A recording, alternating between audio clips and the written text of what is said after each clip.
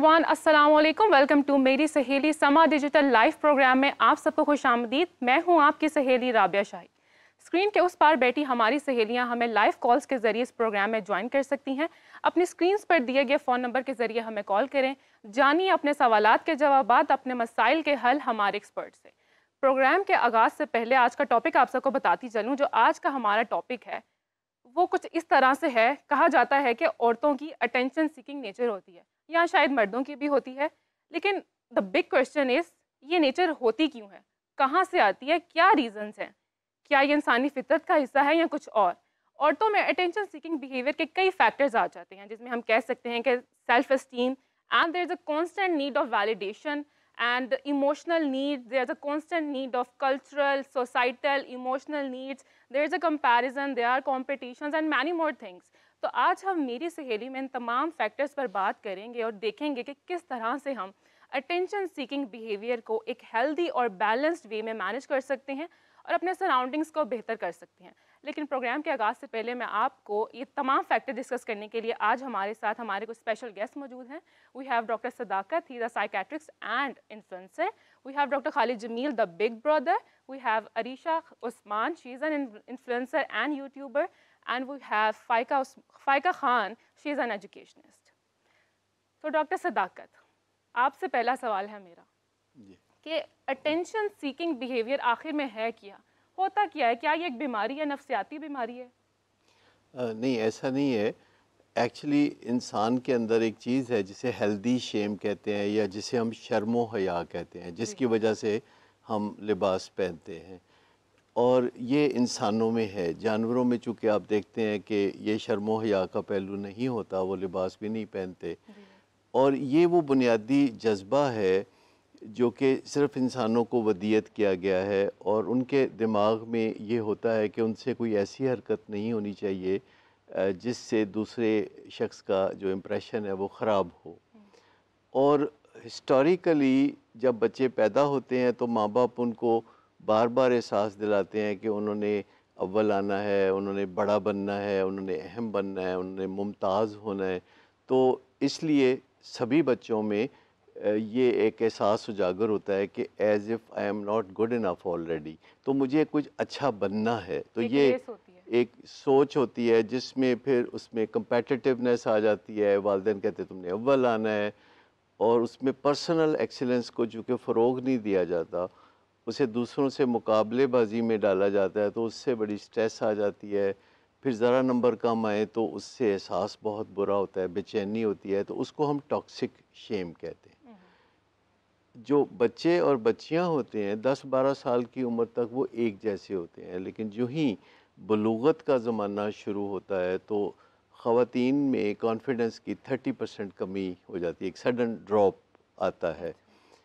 उसकी एक वजह तो उनकी पैदाइश से ही शुरू हो जाती है। दुनिया भर में लड़कियों को उस तरह वेलकम नहीं किया जाता इस दुनिया में जिस तरह लड़कों को किया जाता है। एक ज़माना था लड़कियों को ज़िंदा दफना दिया जाता था, अब उससे तो बहुत बेहतर हैं हालात। लेकिन दुनिया के किसी भी खित्ते में आप देखें तो कहीं ना कहीं एक डिस्क्रिमिनेशन है। ख़वातीन को सैलरी कम दी जाती है उसी पोस्ट के लिए जिस पोस्ट के लिए मर्दों को ज़्यादा दी जाती है। ख़वातीन को कुछ ना कुछ लायबिलिटी समझा जाता है, वर्क प्लेस पे भी उनके साथ कुछ ना कुछ डिस्क्रिमिनेशन होती है।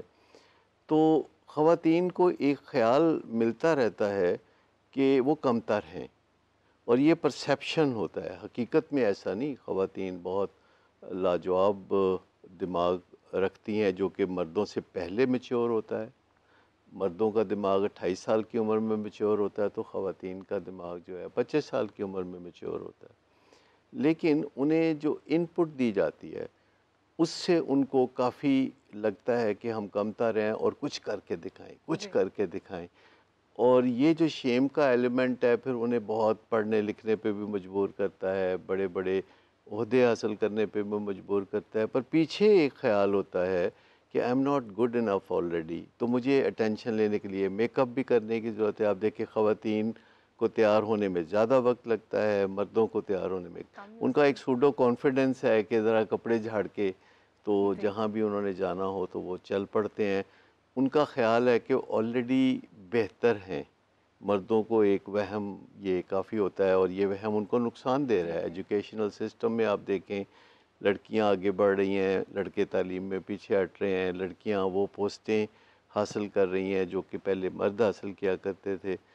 तो शेम का ये वक्ती फ़ायदा जो होता है जिसमें लड़कियां तरक्की करती हैं, ये कोई ज़्यादा अच्छा फ़ायदा नहीं है, इससे घुटन पैदा होती है। इसमें वो पीएचडी भी कर जाएँ, बहुत कामयाब भी हो जाएँ, शोहरा आफाक भी हो जाए, तो उनकी फ़ीलिंग वहीं की वहीं रहती वहीं रह है, जाती बुरी है। जी फ़ीलिंग। बिल्कुल। तो डॉक्टर खालिद, मैं आपसे पूछना चाहूँगी कि औरतें जो हैं अटेंशन सीकिंग के लिए ऐसे कौन से तरीके, ऐसे रवैये अपनाती हैं कि प्रोमिनेंट हो जाएं? अब बीवियों के अलग तरीके होंगे, बेटियों के अलग तरीके होंगे, गर्लफ्रेंड्स के अलग तरीके होंगे, तो आप क्या कहते हैं इस बारे में? देखिए, मैं स्ट्रेट अवे बिल्कुल डायरेक्टली बगैर तमहीद के एक दो सिनेरियोज आपके सामने पेश जी करता हूँ। बिल्कुल। आई थिंक वो उससे ज़्यादा बेहतर चीज़ समझ आएगी। आज से बहुत बहुत पहले की बात है, जब मैं हाउस ऑफिसर था तो मेयो हॉस्पिटल में जॉब कर रहा था। जी तो वहाँ पे तकरीबन हर इमरजेंसी में एक आध खातून ऐसी आती थी कि पता लगता था कि बैठे बैठे उसकी आवाज़ बंद हो गई और उसने बोलना छोड़ दिया। अब हम नए नए डॉक्टर बने थे, तो जो बोलना बंद कर दे उसको हम एफेजिया कहते हैं, और जो एफेजिया होता है ये फालिज में होता है। अगर किसी को फालिज होगा तो फिर फालिज की दूसरी निशानियां भी होंगी, मतलब उसका राइट साइड का हाथ कमज़ोर होना चाहिए। तो हम शुरू शुरू में जब पूरा मेडिकल एग्जामिनेशन करते तो हमें समझ ही नहीं आती, उस ज़माने में कुछ सीटी स्कैन वगैरह भी नहीं हुआ करते थे। फिर अल्टीमेटली जब हमें समझ में नहीं आता तो हमारा मतलब, और उस ज़माने में मज़े की बात बताऊँ आपको, डॉक्टर साहब को पता होगा कि सीनियर्स लोग इमरजेंसीज़ में होते ही नहीं थे, वो हाउस ऑफिसर्स को ही हैंड ओवर करके चले गए होते थे। तो एक हमारा चाचा नियामत हुआ करता था, he was basically a sweeper in Mayo hospital, Allah से जन्नत नसीब करे। तो उसने कहना, डॉक्टर साहब मैं तो तरीका दसा इधर इलाज दा। तो मैंने कहना, क्या तुम क्या बताओगे मुझे? तो उसने ना एक अमोनिया लिक्विड होता है, उसकी जो स्मेल होती है वो बड़ी पंजेंट होती है, तो वो रुई में डबो के तो वो ला के देता और कहता जी इधर मुंह पे हाथ रखो तो ये नक ते रख दियो। तो वो थोड़ी देर तक सांस नहीं लेती थी, ना लेती थी, और थोड़ी देर के बाद फिर वो चीख के बोलती और बोलना शुरू कर देती, गालियाँ देना शुरू कर देती।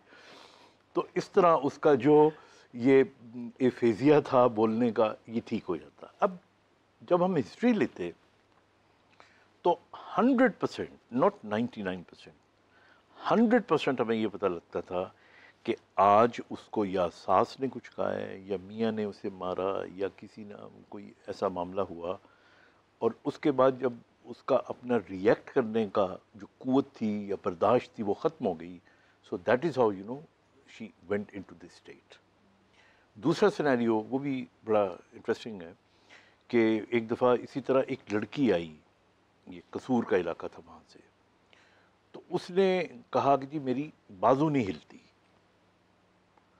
तो अच्छा, अब वो पहले में भी देख लें कि जब वो ना बोली तो वो अटेंशन सीकिंग थी ना, वो लोग जो उसको गालियां दे रहे थे वही उसको उठा के हॉस्पिटल लेकर आए, जूस पिला रहे थे, and they were trying to help her. इस सिनेरियो के अंदर शी केम फ्रॉम कसूर। तो मैंने कहा क्या हुआ? तो कहने लगे कि जी इसका हाथ फालिज हो गया, इसके हाथ को। अगेन हम लोग नए नए डॉक्टर थे, अब तो खैर फ़ौरन हम पहचान लें। तो मैंने ना उसको कहा, उसने कहा हाथ नहीं हिलता, तो मैंने चुटकी काटी। तो मैंने कहा चुटकी काटूंगा तो हिलाएगी, तो उसने नहीं हिलाया। मैंने फिर पेपर पिन ली और वो उसको चुभोई, तो वो तो बिल्कुल नहीं हिली वो। फिर मैंने उसका हाथ ऐसे उठाया और ऊपर लेके गया, तो मैं कहा बेटा इसको नीचे लेके आओ, थोड़ा तो ज़ोर लगाओ ना। तो कहने लगी सर नीचे नहीं आता। अब अगर उसको फालिज होता तो हाथ तो गिर जाता ना। हाँ जी। तो that is how I caught her. उसकी जब हिस्ट्री मैंने ली तो उसकी हिस्ट्री ये थी कि she was married, her husband was not in Pakistan, he had gone to Dubai, और she was being molested by somebody from within the family.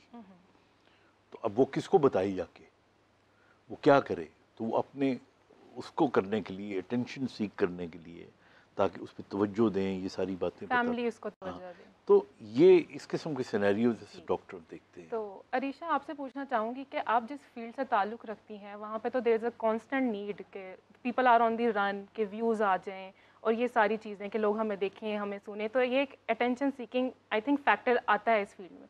तो आप कैसे देखती हैं सारी चीज़ों को? आपने कभी देखा हो कि लोग जो हैं वो भाग रहे हैं कि भाई हमें व्यूज़ मिल जाएँ? हाँ जी, बिल्कुल मैं एग्री करती हूँ आपकी बात से कि जो वुमेन है वो अटेंशन सीकर्स होती हैं, क्योंकि शायद लोग भी उस तरह से जो अब जैसे कि आप देख लें कि जो औरतें होती हैं उनको उस तरह से उनका जो बेसिक उनके राइट्स हैं उनको नहीं दिए जाते, ठीक है। और जिसकी वजह से वो थोड़ा सा ना अपने आप को फील करती हैं कि हम शायद इस कंपटीशन में पीछे हैं। तो वो कुछ ऐसी चीज़ें करती हैं जिसकी वजह से वो भूल जाती हैं कि हमें फिर भी हमें हमारी कोई लिमिटेशंस है, हमारी बाउंड्रीज़ क्या हैं, जिसकी वजह से काफ़ी प्रॉब्लम आ जाता है और फिर क्या कहते हैं, ये इस तरह के इशू सामने आते हैं। जी। फ़ायका एज़ एन एजुकेशनिस्ट, यूनिवर्सिटी में जो लड़कियां होती हैं तो नई नई कहते हैं ना कि नए नए ज़रा पढ़ लग गई हैं, तो यूनिवर्सिटीज़ में लड़कियां आती हैं, कॉलेजेस में भी यही सीन होता है कि कोशिश करती हैं यूजुअली लड़कियां कि अटेंशन सीख करें with loud and excessive talking and seeking compliments and such things. तो as an educationer, as a lecturer, आपने कभी देखा है कि अपने इर्द गिर्द लड़कियों को इस तरह के बिहेवियर्स में इन्वॉल्व होते हुए? बिल्कुल मैंने देखा है, लेकिन जिस तरह हम देखते हैं कि हमारी सोसाइटी में पॉजिटिव और नेगेटिव दोनों इम्पेक्ट होते हैं। जी जी। तो लड़कियां ऐसी ऐसी भी होती हैं जो टेंशन सीकर होती हैं, और ऐसी भी होती हैं जो कि अपनी कारकर्दगी से ही अपने आप को जो है वो ऊपर लेकर आती हैं। But there are a few students जो होती हैं कि वो इस तरह की एक्टिविटीज़ करके अपने आप को ऊपर लाने की, अपने आप को दिखाने की कोशिश करते हैं। लेकिन मैं पिछले 10 साल से पढ़ा रही हूँ, और मुझे नहीं लगता कि हर बच्चा, जिस तरह से हर बच्चा एक जैसा नहीं होता, चाहे वो मेल हो या फीमेल हो, ठीक है, उसी तरह से हर लड़की भी या हर फीमेल भी एक तरह से नहीं होती। कि अगर हम कहें कि सब लड़कियां जो यूनिवर्सिटी आती हैं या सब फीमेल्स जो हैं वो टेंशन सीकर हैं, ऐसा बिल्कुल नहीं है, ठीक है। बहुत मैंने पब्लिक सेक्टर यूनिवर्सिटीज़ में भी पढ़ाया है जहाँ पर जो है वो सिर्फ फीमेल स्टूडेंट्स थी, और जहाँ पर प्राइवेट सेक्टर में जहाँ पर मेल फीमेल दोनों स्टूडेंट्स जो थे हमारे पास थे। लेकिन मेरे ख्याल से लड़कियाँ जो हैं वो हम हर फील्ड में इतनी ज़्यादा तरक्की इसलिए कर रही हैं, इसलिए नहीं कि वो अटेंशन सीकर हैं, इसलिए कि उनके अंदर ऐसी एबिलिटीज़ हैं जो कि ख़ुद ब खुद शो ऑफ होती हैं। जी जी बिल्कुल। डॉक्टर सदाकत, अगर हम देखें तो अटेंशन सीकिंग बिहेवियर के बहुत एस्पेक्ट्स हैं, नेगेटिव एंड पॉजिटिव, लेकिन नेगेटिव ज़्यादा हैं।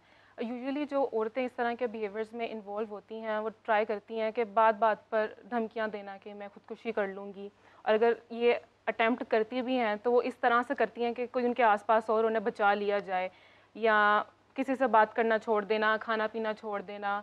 तो ये सारी क्वालिटीज़ आ जाती हैं। तो आप इन सारी चीज़ों को कैसे देखते हैं एज अ साइकेट्रिस्ट? ये क्या रीजंस होते हैं ऐसे बिहेवियर्स के? अच्छा, पहले मैं एक गलतफहमी यहाँ दूर कर दूँ कि अगर कोई अटेम्प्ट करता है या धमकी देता है कि मैं अपने आप को नुकसान पहुँचाऊँगा, तो इसको इस तरह नहीं लेना चाहिए कि ये अटेंशन सीख कर रहा है। ये उससे बात ज़रा आगे की है, बढ़ के बात है। जब कोई शख्स अपनी ज़िंदगी के ख़िलाफ़ कोई इरादा ज़ाहिर करता है या कदम उठाता है, चाहे वो छोटा-सा हो, वो शदीद बीमार है नफ़सियाती तौर पर। लोग जीना चाहते हैं अगर वो हेल्दी हों, लेकिन अगर उनको डिप्रेशन हो या वो नफ़सियाती तौर पर हेल्दी ना हो, तो फिर उनका अपने आप को नुकसान पहुंचाना, सेल्फ सैबोटेजिंग बिहेवियर करना, डेलिब्रेट सेल्फ हार्म करना या अपने आप को ख़त्म करने की बातें करना या अटेम्प्ट करना उसका हिस्सा है। तो इसको कभी भी इस पस मंज़र में नहीं लेना चाहिए। चाहे किसी भी वजह से कोई जब शख्स या ख़ातून ये कहता है या कहती है कि मैं बेमकसद समझती हूँ अपनी ज़िंदगी और मैं इस दुनिया से जाना चाहती हूँ और मैं अपने आप को ख़त्म करना चाहती हूँ, तो इसको अटेंशन सीकिंग के पस मंज़र में नहीं लेना चाहिए। अगर कोई मसला है तो उसको एड्रेस करना चाहिए वैसे नॉर्मल ज़िंदगी में। अटेंशन सीकिंग को बुनियादी तौर पर इतनी बड़ी बात नहीं है। सभी इंसान अटेंशन चाहते हैं, सभी इंसान खूबसूरत दिखना चाहते हैं, अहम दिखना चाहते हैं, मुमताज़ दिखना चाहते हैं, इसमें कोई प्रॉब्लम नहीं है। ख़वातीन ज़्यादा इसलिए ये तगोदो करती हैं कि उन्हें आसानी से माना नहीं जाता।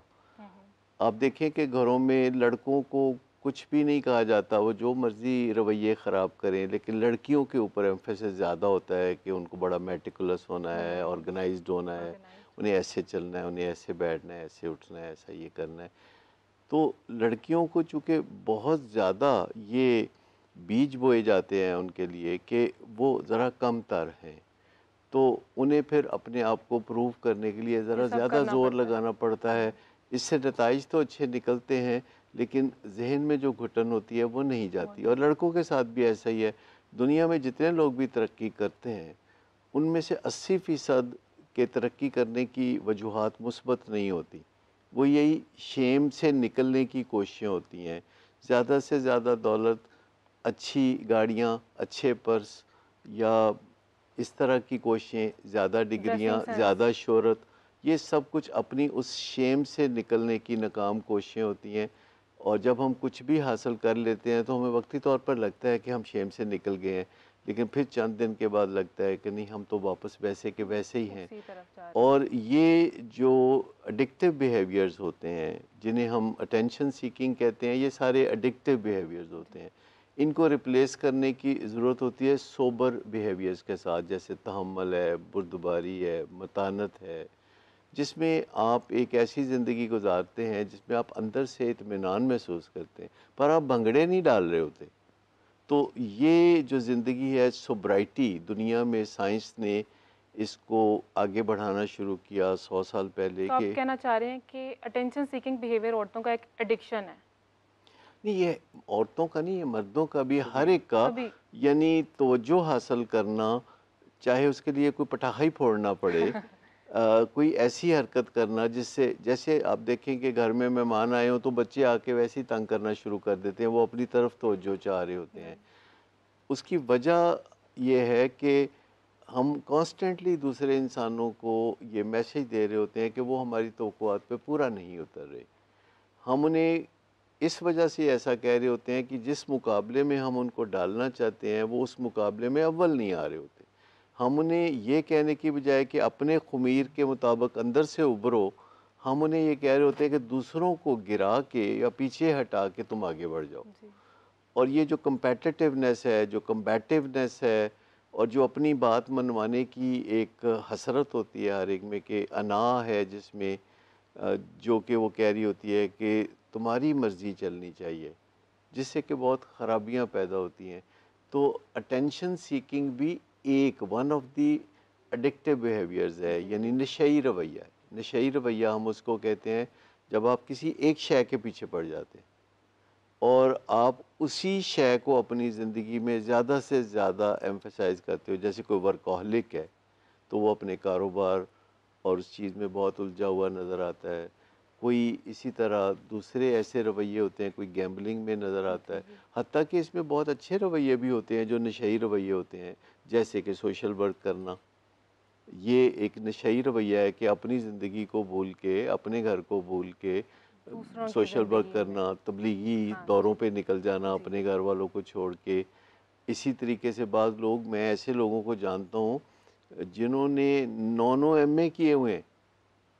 आप अंदाज़ा कीजिए कि कोई तुक बनती है कि कोई बंदा 9 सब्जेक्ट में MA करे और अमली काम ना करे, हर वक्त किसी अगले इम्तिहान को पास करने के बाद लॉरल्स लेना चाहे, वाह चाहे। तो ये जो चीज़ें हैं, ये सारे एडिक्टिव बिहेवियर्स हैं जो कि बज़ाहिर बहुत अच्छे भी नज़र आते हैं। अप्रिसिएशन चाहती हैं मतलब औरतें। डॉक्टर खालिद, अगर आपको याद हो कि लास्ट जब आपसे मुलाकात हुई थी तो डॉक्टर बासित भी यहाँ पे मौजूद थे, उन्होंने कहा था कि मर्द जो हैं वो आज भी औरत को कमतर समझते हैं। तो क्या यही वजह है कि औरतें एहसास कमतरी का शिकार हैं? वो यही वजह है कि औरतें अटेंशन सीकिंग बिहेवियर्स की तरफ जाती हैं? देखिए, मैं एग्री नहीं करता। मेरे ख्याल है कि जो पढ़े लिखे लोग हैं उनमें कोई भी औरत को कमतर नहीं समझता और कमतर है भी नहीं। अब जो अटेंशन सीकिंग वर्सेस हमने कर दिया ना फीमेल, उसके 2 पहलू हैं। आई थिंक उनको मैं बड़ा क्लैरिटी के साथ बयान करना चाहता हूँ और सादे लफ्ज़ों में। देखिए, इसके एक नेगेटिव अटेंशन सीकिंग होती है और एक पॉजिटिव अटेंशन सीकिंग होती है। मिसाल के तौर पे एक लड़की है, उसकी शादी हुई और वो आई, शी वांट्स कि उसका मियाँ उसको तारीफ़ करे। उस तारीफ़ के लिए, बिकॉज यू सी फीमेल जो होती हैं उनका अगर आप बायोलॉजिकली देखा जाए तो मर्द की जो ताकत है वो उसकी स्ट्रेंथ होती है, उसकी प्रोटेक्टिव बिहेवियर होता है, उसका सॉलिड होना होता है, he is like a rock. Female उसके मुकाबले में एक ऐसी जिससे मोहब्बत की जाए, जिसकी तारीफ़ की जाए, उसके अंदर एक नज़ाकत होती है। तो ये एक बड़ा पॉजिटिव एस्पेक्ट है और ये बिल्कुल होना चाहिए। अगर उसको अटेंशन सीकर बनना है और वो अपने मियाँ के लिए बनना है, अपनी फैमिली के लिए बनना है, तो बिल्कुल ये एक पॉजिटिव एस्पेक्ट है। लेकिन मैं यहाँ लेकिन कुछ कहना चाहूँगा, आप जी, बाद में मैं कॉल कर लीजिए। लेकिन यहाँ पे नेगेटिव ये एस्पेक्ट उस वक्त बन जाता है जब अगेन मैं आपको बताऊं कि उसी लड़की को जब घर पे बहुत ज़्यादा परेशानियों का सामना करना पड़ता है, उस लड़की को उस घर के अंदर मियाँ की तरफ से या फैमिली की तरफ से, तो उसको एक रिलीफ के तौर पे आप ऐसा डॉक्टर, अगेन मैं बता रहा हूँ आपको, छोटी सी एक मैं मिसाल देने लगा हूँ आपको, हेडेक सबसे ज़्यादा जो कॉमन इस वक्त औरतें अटेंशन सीकिंग के लिए डॉक्टर के पास आती हैं, वो या सर का दर्द होता है या गर्दन का दर्द होता है। अब ऐसा डॉक्टर अगर एक लड़की 21 साल की, 20 साल की गर्दन का दर्द या सर का दर्द करे तो वो हमें आमतौर पे समझ में नहीं आता, कोई चोट भी नहीं लगी। अब उसमें मुझे याद है एक मैंने क्लिप चलाया था और वो बड़ा वायरल हुआ था और उस पर मुझे बहुत लोगों ने अच्छा भी कहा तो बुरा भी कहा। तो मैंने उसमें बताया था कि अगर किसी को हेडेक हो, तो अगर माथे पे हेडेक हो तो इसका मतलब होता है साइनसिस का प्रॉब्लम है। अगर एक साइड पे हो तो माइग्रेन, दोनों साइडों पे हो तो टेंशन। और अगर कोई शख्स आके कहे ना कि मुझे यहाँ दर्द होता है, बिल्कुल on the top of the skull, तो ये साइकोलॉजिकल होता है। Sorry, sir. Sorry to cut you out. We have Faisal Qureshi. He's an actor with us on an audio call. Hello, अस्सलाम वालेकुम. जी अस्सलाम वालेकुम। Welcome to मेरी सहेली. Thank you. कैसे हैं आप सर? मैं बिल्कुल ठीक, अल्लाह का शुक्र। सर, आज का जो हमारा टॉपिक है वो है अटेंशन सीकिंग बिहेवियर्स इन वुमेन. तो आप क्या कहेंगे कि आपके नज़दीक अटेंशन सीकिंग बिहेवियर हैं क्या? आई थिंक थोड़ा सा मेरे ख्याल से जिन लोगों को नहीं मिल पाती है अटेंशन, की बात है, वो इस तरह की चीज़ों में इन्वॉल्व होते हैं। लेकिन जिन लोगों को प्रॉपर सारी अटेंशन मिल रही होती है तो उनका कॉन्फिडेंस कुछ और होता है। अच्छा, तो मर्दों में ज़्यादा ये नेचर पाई जाती है या औरतों में, या दोनों में? आप आई डोंट कहेंगे? नो, मैं डॉक्टर नहीं हूँ, लेकिन पता नहीं शायद मर्दों में ज़्यादा है या औरतों में ज़्यादा है। अगर आपके पास कोई एक्सपर्ट बैठे हैं तो वो बता सकते हैं। लेकिन हाँ, क्योंकि हमारी लड़कों से ज़्यादा दोस्ती रही है और उसमें हमने देखा है कुछ बॉयज ऐसे थे जिनको ये मसले मसाइल रहे कि उनको ज़रा टेंशन मिलती रहे। लेकिन यूजुअली लोग सोशल मीडिया पर भी व्यूज़ के लिए अटेंशन ज़रा लेना चाहते हैं, तो क्या टैक्टिक्स डिफरेंट वो यूज़ भी करते हैं? तो उसके ऊपर क्या कहेंगे आप? वो इसमें तो there are lot of things, मतलब हाँ वो आपको एक ऐसी बात करेंगे जिससे आपको गुस्सा आ जाए और उसके बाद जब अगर आप उनको जवाब देते हैं तो वो आगे से कहते हैं कि नहीं, सिर्फ हम we need your attention and nothing else. और जब उनको टेंशन मिल जाती है तो वो बात खत्म हो जाती है। तो लोग करते हैं इस तरह की चीज़ें। हमारे यहाँ खामखा लोगों को शौक है अटेंशन लेने का। सर, अभी रिसेंटली आपकी वालदा की भी एक स्टेटमेंट थी जो कि डिफरेंट सोशल मीडिया पेजेस ने मोल्ड करके यूज़ किया है। तो क्या ये, हालांकि वो ऐसी थी नहीं कोई स्टोरी बिहाइंड दैट, तो क्या वो जो पेजेस थे उन्होंने जो इस तरह की स्टोरीज को मोल्ड करके यूज़ किया, क्या ये उनके टैक्टिक्स थे अटेंशन सीकिंग के? हाँ, देखिए ना, इस वक्त ओवरऑल अगर मैं बात करूँ तो चाहे वो यूट्यूब है या इंस्टा है या और इस तरह के प्लेटफॉर्म्स हैं, पीपल नीड क्लिक। उनको क्लिक चाहिए, उनको लाइक्स चाहिए, उनको ट्रैफिक चाहिए। तो आप कोई भी इंसान को अच्छी बात करें, उस पर मेरा नहीं ख्याल कि किसी पॉजिटिव चीज़ के ऊपर जो है वो लोग इस तरह से अटेंशन देते हैं। लोगों का भी अटेंशन जो है वो ज़्यादा नेगेटिव चीज़ों की तरफ जाता है। मैं बड़ा हंस रहा था जब ये सारी बातें आई, तो हालांकि आई टोल्ड अम्मी के इसकी कोई क्लैरिफिकेशन देने की ज़रूरत नहीं है, लेकिन उन्होंने फिर भी दे दी। मैं फिर भी हंसता रहा, और लोग जिस तरह से बातें सुना रहे थे, मैं इस बात पे हंस रहा था कि उनको कभी माओ से डांट ही नहीं पड़ी है, या उनकी माएँ कभी या उनके अब्बा जो है उनसे नाराज ही नहीं हुए। जी तो इट वॉज फनी। लेकिन ये हकीकत है कि हाँ, ये आज के दौर में सोशल मीडिया पे छोटी सी बात को, अगर कोई सीधी बात भी है, उसको आप थोड़ा एडिट कर लें, या उसको आप थोड़ा सा अपना क्या कहते हैं उसको, उस पर कोई कमेंट ऐसा लिख दें, तो वो बात जो है वो कहीं से कहीं चली जाती है।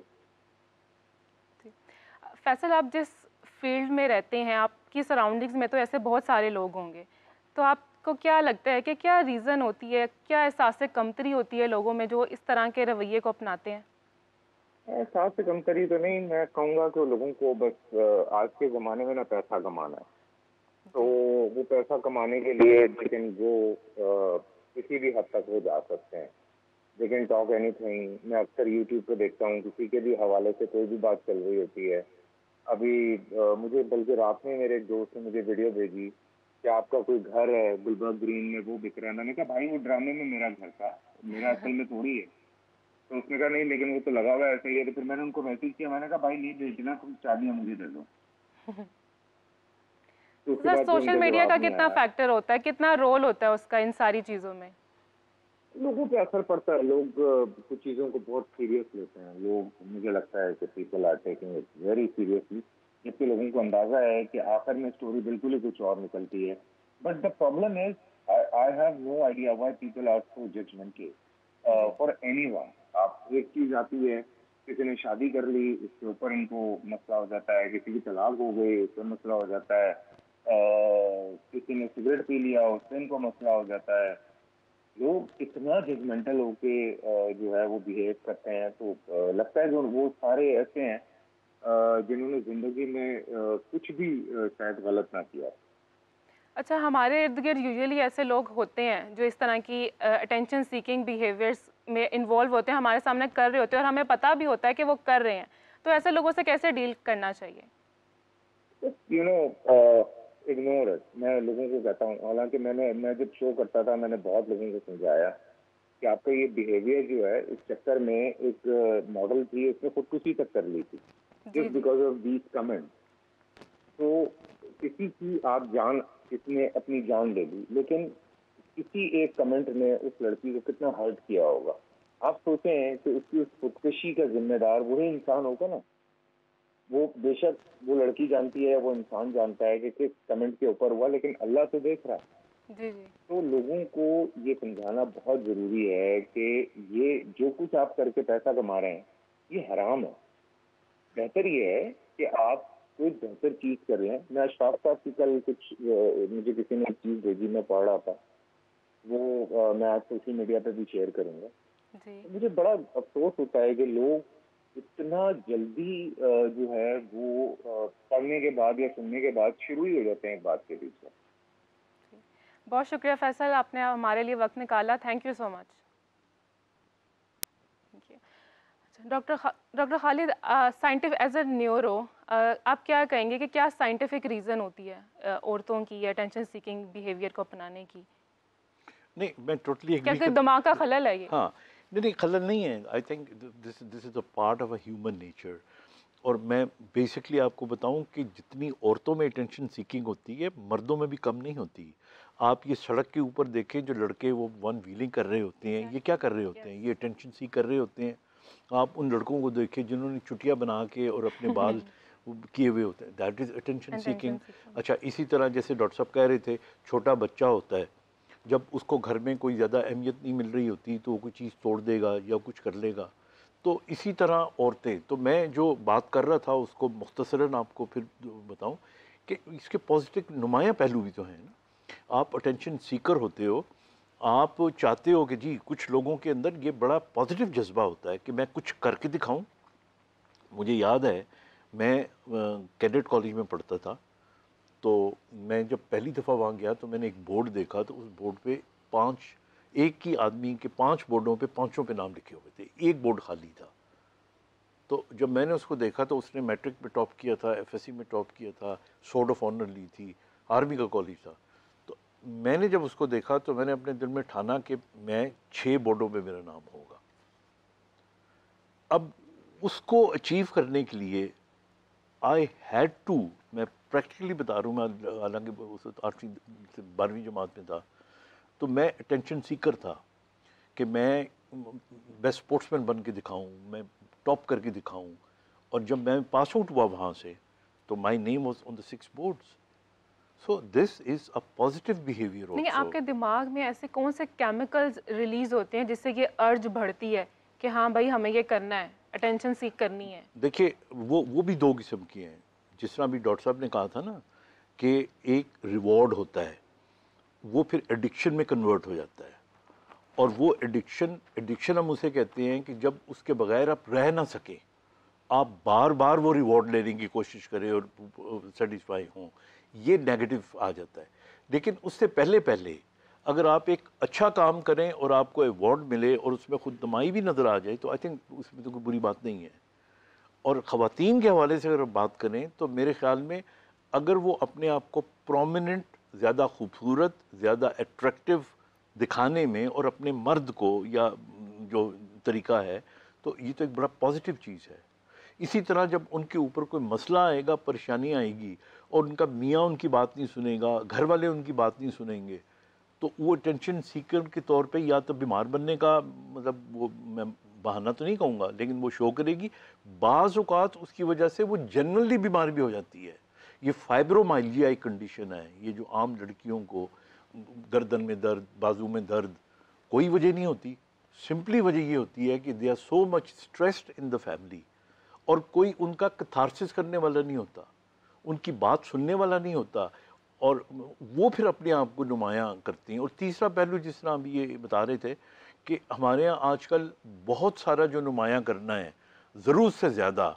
आप देख लें, मैं नाम लिए बगैर, मुझे कुछ टिकटॉकर्स थी जिन्होंने उस नाम के खुद को एक्सपोज किया या उस किस्म के शूट्स किए, and that was only to gain attention, and then again not only to gain attention for personal reason but to make money also. तो ये बहुत सारे इसके एंगल्स हैं जो सोशल हैं, साइकोलॉजिकल हैं, और अल्टीमेटली एक स्टेज वो भी आ जाता है जिसको हम यानी पागलपन की हद तक ले जाते हैं। और मेरे ख्याल में एडिक्शन, डॉक्टर साहब इससे बेहतर क्या बता सकते हैं कि एडिक्शन बताते खुद एक बहुत बड़ी बीमारी है। ये जो आपने पूछा सवाल कि कौन से केमिकल्स हैं, तो वो डोपामीन है जिसकी एक कंटिन्यूस फ्लो चाहिए ये महसूस करने के लिए कि मैं ठीक ठाक हूँ, मैं अच्छा हूँ, मैं मुमताज़ हूँ। और इसी चीज़ को हम फिर एडिक्शन की दुनिया में देखते हैं कि जब ये चीज़ बहुत ज़्यादा बढ़ जाती है।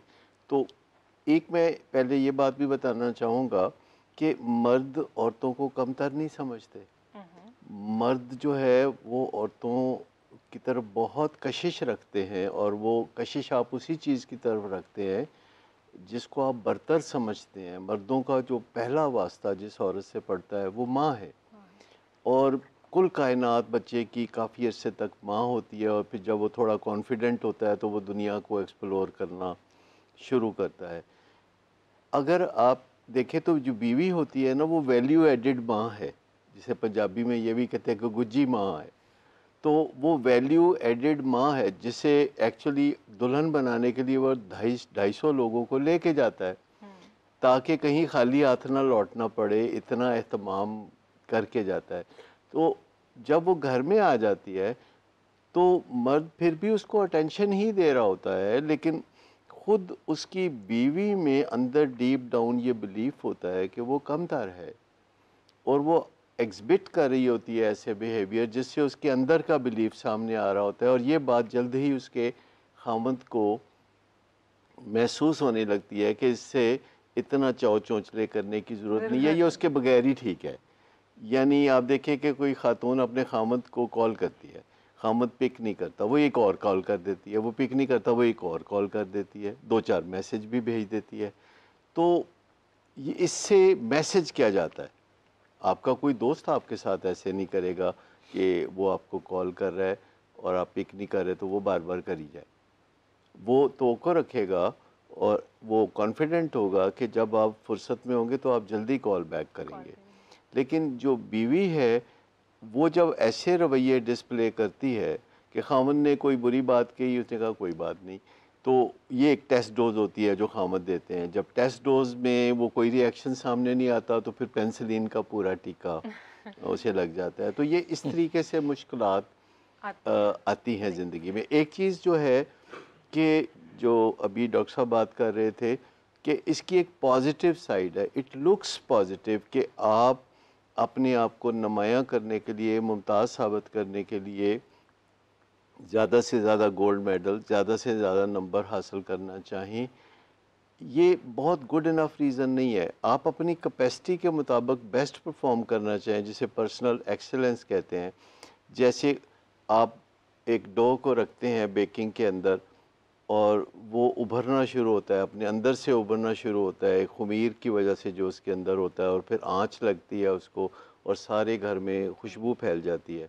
तो हम इंसानों के अंदर एक खुमीर है जिसको आँच से हम उभार सकते हैं, इस वजह से कि फ़लाँ ऐसे कर रहा है, उसकी गाड़ी ऐसी है, या उसके नंबर ऐसे हैं, या उसका घर ऐसा है, या उसके इतने फॉलोअर्स हैं तो मुझे भी इतने फॉलोअर्स करने हैं। तो ये एक ऐसी रैट कंपटीशन में रेस बात है आ जाती है। जिसमें आप कभी हमारे नहीं साथ एक जीतेंगे। कॉलर मौजूद हैं। जी हेलो, अस्सलाम वालेकुम। वालेकुम सलाम जी, मैं अब्दुर्रहमान बात कर रहा हूँ लाहौर से। जी मेरा सवाल ये है कि मेरी एक गर्लफ्रेंड है, तो उसको मैं टाइम देना चाहता हूँ पर मेरे से दिया नहीं जाता और वो गुस्सा करती है हर टाइम मेरे पे, और जब मैं बात करता हूँ ना उससे तब भी वो फिर लड़ाई करती रहती है। तो इसका कोई हल बता दें मुझे। जी, क्या हाल है इसका? क्वेश्चन पूरा नहीं समझ आया। वो कह रहे हैं कि जो मेरी गर्लफ्रेंड है ना, वो मुझे ताने देती रहती है कि आप मुझे टाइम नहीं देते हो, टाइम नहीं देते हो, तो मैं कैसा क्या करूं कि वो खुश हो जाए? Can I change your girlfriend? देखिए मैं Simple आपको as that. बताऊं कि ये एक बात, एक बड़ी अच्छी फिल्म आई थी किसी ज़माने में जिसका नाम था he is not that into you, और ये एक किताब थी actually, he is not that into you, जिसको फिर उन्होंने फिल्म बनाई थी कि लड़कियों को समझ नहीं लगती, दे आर सो कंफ्यूज्ड कि एक लड़का जो है वो उन्हें टाइम नहीं दे रहा और वो फिर भी उससे अच्छी उम्मीदें रख के बैठी हुई हैं। और ये जो एक जो बिहेवियर है लड़कों का, वो बड़ी इंडिकेशंस दे रहे होते हैं लड़कियों को, खुली इंडिकेशंस, इशारे दे रहे होते हैं कि मैं सीरियस कोई नहीं हूँ, लेकिन लड़की एक अजनबी उम्मीद के साथ आगे बढ़ रही होती है। इसी तरह आपकी ज़िंदगी में और लोग भी होते हैं, जब आप उन्हें कहते हैं कि आप मिलते नहीं हैं और वो कहते हैं कि हमारे पास टाइम नहीं है, तो वो एक्चुअली ये कह रहे होते हैं कि तुम्हारे लिए टाइम नहीं है। हमें उसे ट्रांसलेट करने की ज़रूरत है। जब कोई हमें कहता है ना कि टाइम नहीं है, कहते हैं अच्छा मेरे लिए टाइम नहीं है। यानी एक वालिद या वालदा या बीवी को जब कोई कहता है कि मैं बहुत मसरूफ़ हूँ, कहते हैं मेरी प्रायोरिटीज़ में तुम 9वें नंबर पे हो और मैं तो अभी दूसरे तीसरे नंबर पे चल रहा हूँ। तो जो स्ट्रेट टॉक होती है, जब हम तासब करते हैं और अपने प्यारों को एंग्जाइटी से बचाने के लिए खुल के बात नहीं करते, तो उससे फिर ये मसाइल बढ़ते रहते हैं। अच्छा फ़ायका, आप क्या कहेंगी, क्या सजेस्ट करना चाहेंगे कॉलर को? देखिए, जैसे डॉक्टर साहब ने बात की कि बिल्कुल हमारी प्रायोरिटीज़ जो है ना वो करती हैं, तो माइट भी हो सकता है कि जो इनकी गर्लफ्रेंड है वो इनकी प्रायोरिटी में ना हो इसीलिए शायद उनको टाइम नहीं देना चाहते। देखिए, एक प्रैक्टिकल अगर हम होकर सोचें तो एक दिन में हमारे पास करने के लिए बहुत से काम होते हैं। ऑब्वियसली हमने डिवीजन की हुई होती है कि हमने ये काम पहले करना है, ये काम बाद में करना है, ठीक है। हाँ, अगर वो ये समझती हैं उनकी जो गर्लफ्रेंड है कि वो सारा दिन उनसे बात करें, तो obviously it's not possible, humanly not possible, because हमारे बहुत से केसेस ऐसे होते हैं कि वो शादी से पहले बहुत ज़्यादा आपस में बातचीत होती है और फिर शादी के बाद यही मसले होते हैं कि जी अब क्योंकि कुछ ऐसा होता नहीं है ना आपसे बात करने को। जब आप साथ रहते हैं तो इतनी कोई बात तो आप नहीं कर सकते कि हर टाइम आप जो है वो दें। तो ऑब्वियसली अगर हम प्रैक्टिकल होके सोचें तो एक इंसान वैसे भी हर टाइम एक ही इंसान से कॉन्टीन्यूसली बात तो नहीं कर सकता, दिन में हज़ारों और काम होते हैं जो उसको करने होते हैं। हमें एक और कॉलर ने ज्वाइन किया है। हेलो, अस्सलाम वालेकुम, वेलकम टू मेरी सहेली। वालेकुम अस्सलाम। जी, क्या सवाल है आपका? मैं अमीशा बात कर रही हूँ, मैं होस्ट हूँ। मेरा सवाल ये है कि मैं जिस कंपनी में काम करती हूँ ना, देयर इज अ गर्ल जो कि बहुत ज़्यादा ना लाउड है और हर चीज़ में बहुत ज़्यादा लाउड हो के अपने आप को जाहिर करती है, और फिर हर किसी के साथ मेरी तारीफ करो, कोई नहीं करता तो एग्रेसिव बिहेवियर भी दिखाती है। तो एज अ कोलीग ये बहुत ज़्यादा इरिटेटिंग भी होता है, और साथ में उसको ना कुछ कहो तो फिर वो भी एक अलग चीज़ होती है। तो how to tackle these girls while in a work place? तो मुझे ये बताएं कि हम किस तरह से इन चीज़ों को टैकल कर सकते हैं अपनी कॉलीग्स के साथ रहते हुए। जी, ठीक है। जी, डॉक्टर खालिद, क्या कहना चाहिए? थोड़ा सा मुझे आप ब्रीफ कर दें। वो कह रही हैं कि जिस कंपनी में काम करती हैं ना, उनकी जो कॉलीग्स हैं ना, वो बहुत लाउड और एक्सेसिव होके ना अपने आप को एक्सप्रेस करती हैं, और कि मेरी तारीफ़ें करो, मेरे मेरे बारे में ही बात करो, अगर ना करें तो नाराज़ हो जाती हैं, माइंड कर लेती हैं। तो कह रही कैसे इनको हैंडल कर सकते हैं?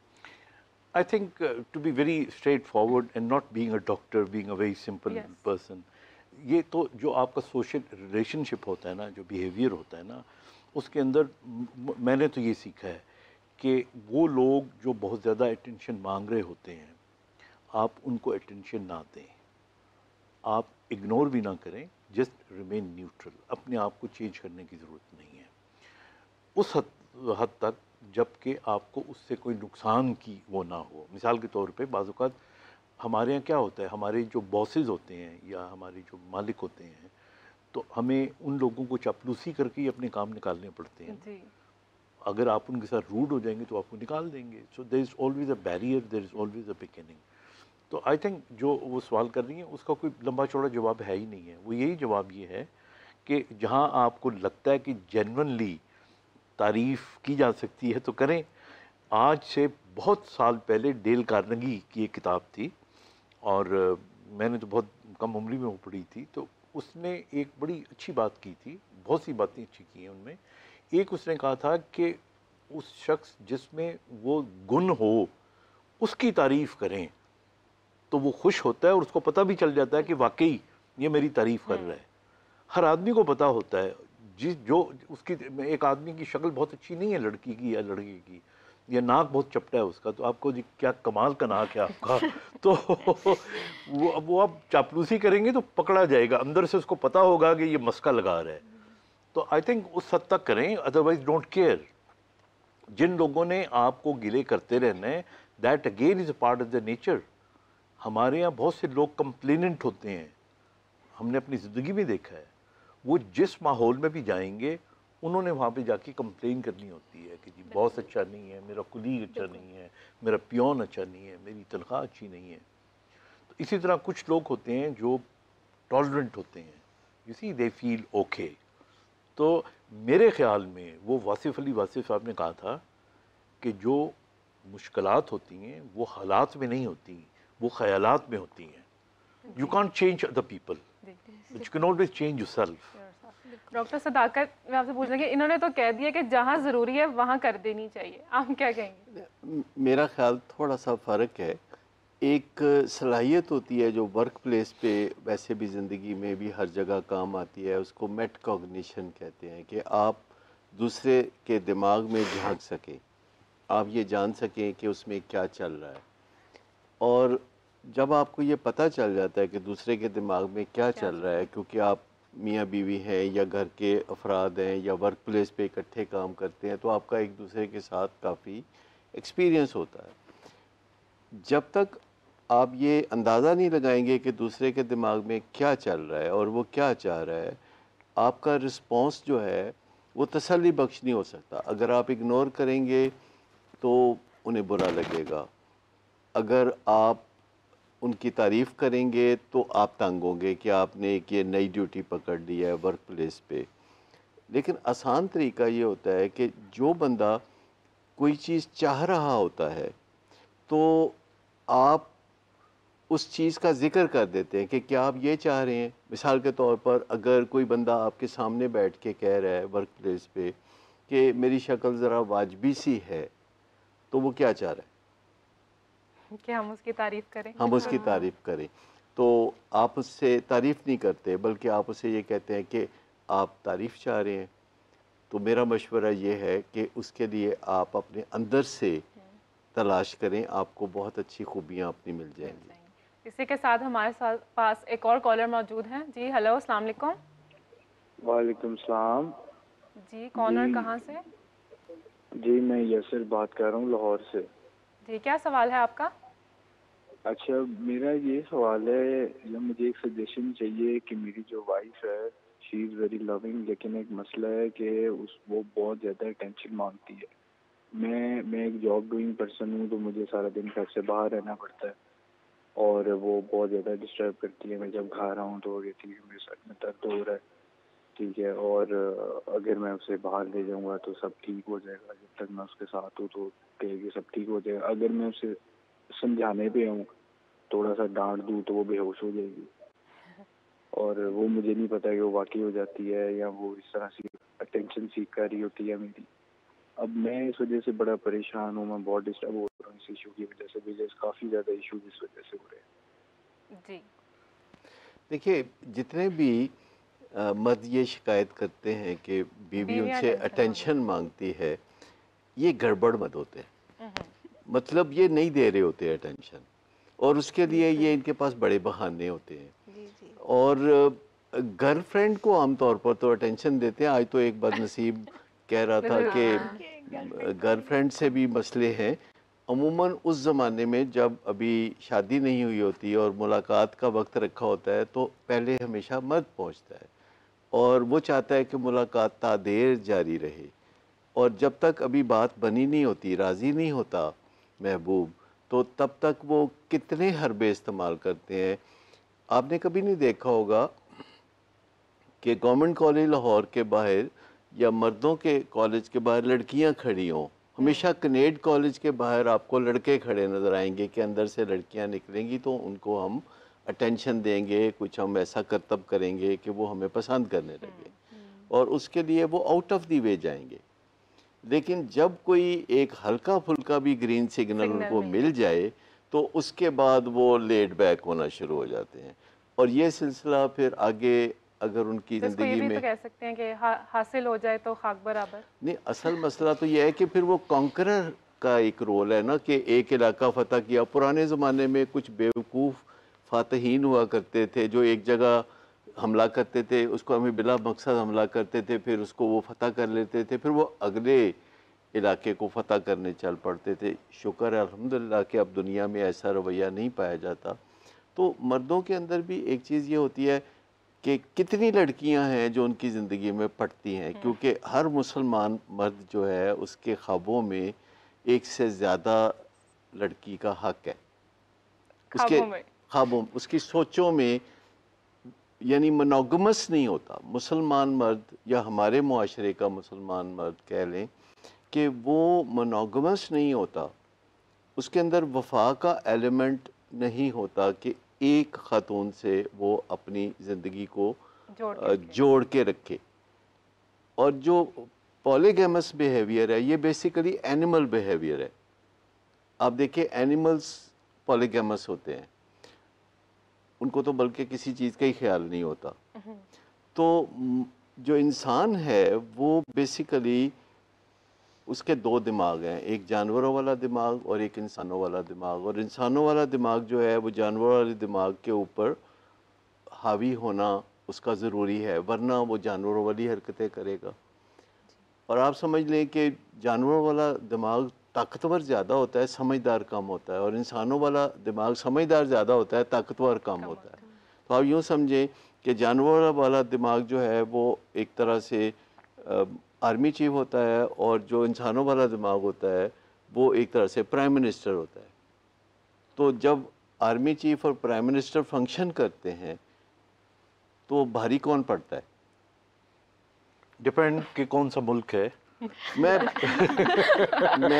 मैं तो इंग्लैंड की बात कर रहा हूँ, अमेरिका की बात कर रहा हूँ, इंडिया की बात कर रहा हूँ, यहाँ की बात नहीं कर रहा। तो मुझे बताइए नॉर्मली कौन सा हावी होता है? नहीं, डेफिनेटली आई थिंक जो आप बात कर रहे हैं ना वो अगर देखा जाए ना तो जो इंसान की एवोल्यूशन हुई है ना लाखों साल तक, हमारा जो प्रिमिटिव माइंड था उसके ऊपर सेरेब्रल कैप आई है जी। और ये जो सेरेब्रल कैप आई है इसको आए हुए को बहुत देर नहीं हुई, 10,000 साल। हाँ, हमारे यहाँ जो पहले, और मैं आपको बड़ी दिलचस्प बात बताऊँ कि हमारे यहाँ जो आम जानवर थे उन्हीं की तरह इंसान भी चला करता था, और फिर होमो इरेक्टस आया कि वो खड़ा होना शुरू हो गया, टांगों पे चलना शुरू हो गया। जब टांगों पे चलना शुरू हो गया तो उसके हाथ फारिग हो गए। तो अब उसने कहा कि मैं इन हाथों से क्या करूं, तो उस हाथों से उसने बहुत से काम करने शुरू कर दिए, जानवरों को शिकार करने के लिए नेज़े बनाने शुरू कर दिए, वगैरह वगैरह करते करते, और फिर अल्टीमेटली दैट डिफ्रेंशिएट्स, डॉक्टर साहब बिल्कुल ठीक है, दैट डिफ्रेंशिएट। लेकिन हमारा जो एनिमल माइंड है वो दिमाग के अंदर मौजूद है अभी भी। मैं इस सवाल के जवाब में बस एक जुमला कहना चाहता हूँ। मेरी एक किताब है तीसरा पहलू, तो उसके फ्लैप के ऊपर मैंने लिखा हुआ है कि औरत जब तक मर्द की पहुंच से दूर रहती है तब तक वो उसके लिए सबसे ज़्यादा हसीन और दिलकश होती है। ऐसा ही यूं ही वो मोहब्बत का इकरार कर ले, मर्द के लिए औरत की अहमियत कम हो जाती है, जबकि औरत के लिए मर्द की अहमियत बहुत बढ़ जाती है। और उसकी वजह ये है कि औरत इकरार करके कैद हो जाती है, जी जी बिल्कुल, और मर्द इकरार सुनकर आज़ाद हो जाता है। देखिए, औरत को ये समझ लेना चाहिए कि उसको एक टर्मिनल एल्यूसिवनेस की ज़रूरत है, यानी वो हाथ से मुट्ठी से फिसलती हुई रेत की तरह है, और अगर आपकी मुट्ठी से रेत फिसल रही है तो आप क्या करेंगे? आप मुट्ठी और बंद कर देंगे या एक और हाथ नीचे रख देंगे? आप बड़ी एहतियातें करनी शुरू कर देंगे। तो आप ये समझे कि मर्द को कभी ये यकीन नहीं होना चाहिए कि ये मफ्तू हो गई है पूरी तरह। हाँ, आई थिंक ये एक मैसेज भी अपनी बेटियों के लिए है। मैं तो अक्सर कई अपनी टॉक्स के अंदर और क्लिप्स के अंदर ये बताया है कि जो मैं दो चीज़ें तो बड़ी क्लियर करना चाहता हूँ, लाइक मर्द और औरत कोई अफजल नहीं है, कोई बेहतर नहीं है, एक जैसे हैं दोनों। नंबर टू, मोहब्बत जो मर्द को औरत से होती है, औरत को मर्द से बाज़ औक़ात उससे ज़्यादा शदीद किस्म की मोहब्बत होती है। और ये जो कॉन्सेप्ट है औरत को फ़तेह करने का, ये बहुत अरसे से रहा है, और जहाँ एजुकेशन जितनी कम होती है वहाँ पे अब भी है। बहुत से इलाके तो ऐसे हैं वहाँ पे उनकी अमारत की निशानी ये होती है कि इसके पास औरतें या बीवियाँ कितनी हैं। लेकिन एक चीज़ जो मैं समझता हूँ आजकल के दौर में जो हम रह रहे हैं, हमें बात करनी चाहिए कि हमें औरत और मर्द को उतनी ही स्पेस देनी चाहिए एक दूसरे को। If you want to live a good happy marriage life, एक जितनी स्पेस दें, एक जितनी इज्जत दें। मेरे नज़दीक जो लड़की होती है, या the other day I was talking to my wife and I was just telling her कि मुझे मेरा I always do it and I always feel कि औरत को बहुत ज़्यादा ग्रेसफुली टैकल करना चाहिए, बहुत ज़्यादा इज़्ज़त देनी चाहिए। अब ये बड़ी छोटी छोटी बातें होती हैं। अब मैं अगर गाड़ी में बैठ रहा होता हूँ ना, तो my wife is sitting in the car, मैं हमेशा दरवाज़ा खोल देता हूँ, इससे कुछ भी नहीं जाता, but you know that shows. इसी तरह घर के अंदर बहुत से छोटे मोटे डिसीजंस होते हैं कि जी घर में ये अल्ट्रेशन कर लें या कोई फर्नीचर चेंज करना है, we give a choice to the wife, उससे उसका कॉन्फिडेंस बूस्ट होता है। देखिए, इसमें ये बुनियादी तौर पर समझने की भी ज़रूरत है कि औरत का जो प्यार है वो एक हार्मोन से ओरिजिनेट करता है, मोटिवेटेड होता है, उसे ऑक्सीटोसिन कहते हैं। जबकि लेकिन आई थिंक वो मर्दों में भी होता है, थोड़ा सा मर्दों में वो थोड़ा सा ऑक्सीटोसिन होता है, लेकिन ज़्यादातर उसके जो मेल डोमिनेंट हार्मोन है, तो वो जो उसके साथ उसका मिक्सचर बनता है, जो कम्बिनेशन मर्द के प्यार की बनती है, उसमें ज़रा एग्रेशन और औरत के प्यार में ज़रा डेप्थ होती है, और उसमें सेक्सुअल एलिमेंट नहीं होता औरत के प्यार में। मर्द के प्यार में सेक्सुअल एलिमेंट ज़्यादा प्रेडोमिनेंट है, और ये जानवरों में भी देखने में आता है जो नर हैं, और ये इंसानों में भी देखने में आता है। लेकिन आप देख लीजिए कि वो जो डोमिनेंट फैक्टर है हार्मोनल, वही जानवरों में भी मजबूर करता है कि हर मादा जो है वो इंतज़ार करती है कि नर आएगा, और मर्दों में, इंसानों में भी ये थोड़ा सा अंडरस्टैंडिंग होनी चाहिए ख़वातीन में कि पीछे आना मर्द का हक है। इस हक को अगर वो तस्लीम कर ले तो बात बन जाएगी। अच्छा, मेरा आप सबसे ये सवाल है, अरीशा सर, फाइका आपसे भी, कि जब एक औरत को किसी मर्द से मोहब्बत होती है तो किस किस्म के सिग्नल्स देती है कि उसे उसकी अटेंशन मिले? अलीशा, आप क्या कहना चाहेंगी? किस किस्म के सिग्नल्स देती है कि उससे प्यार हो गया?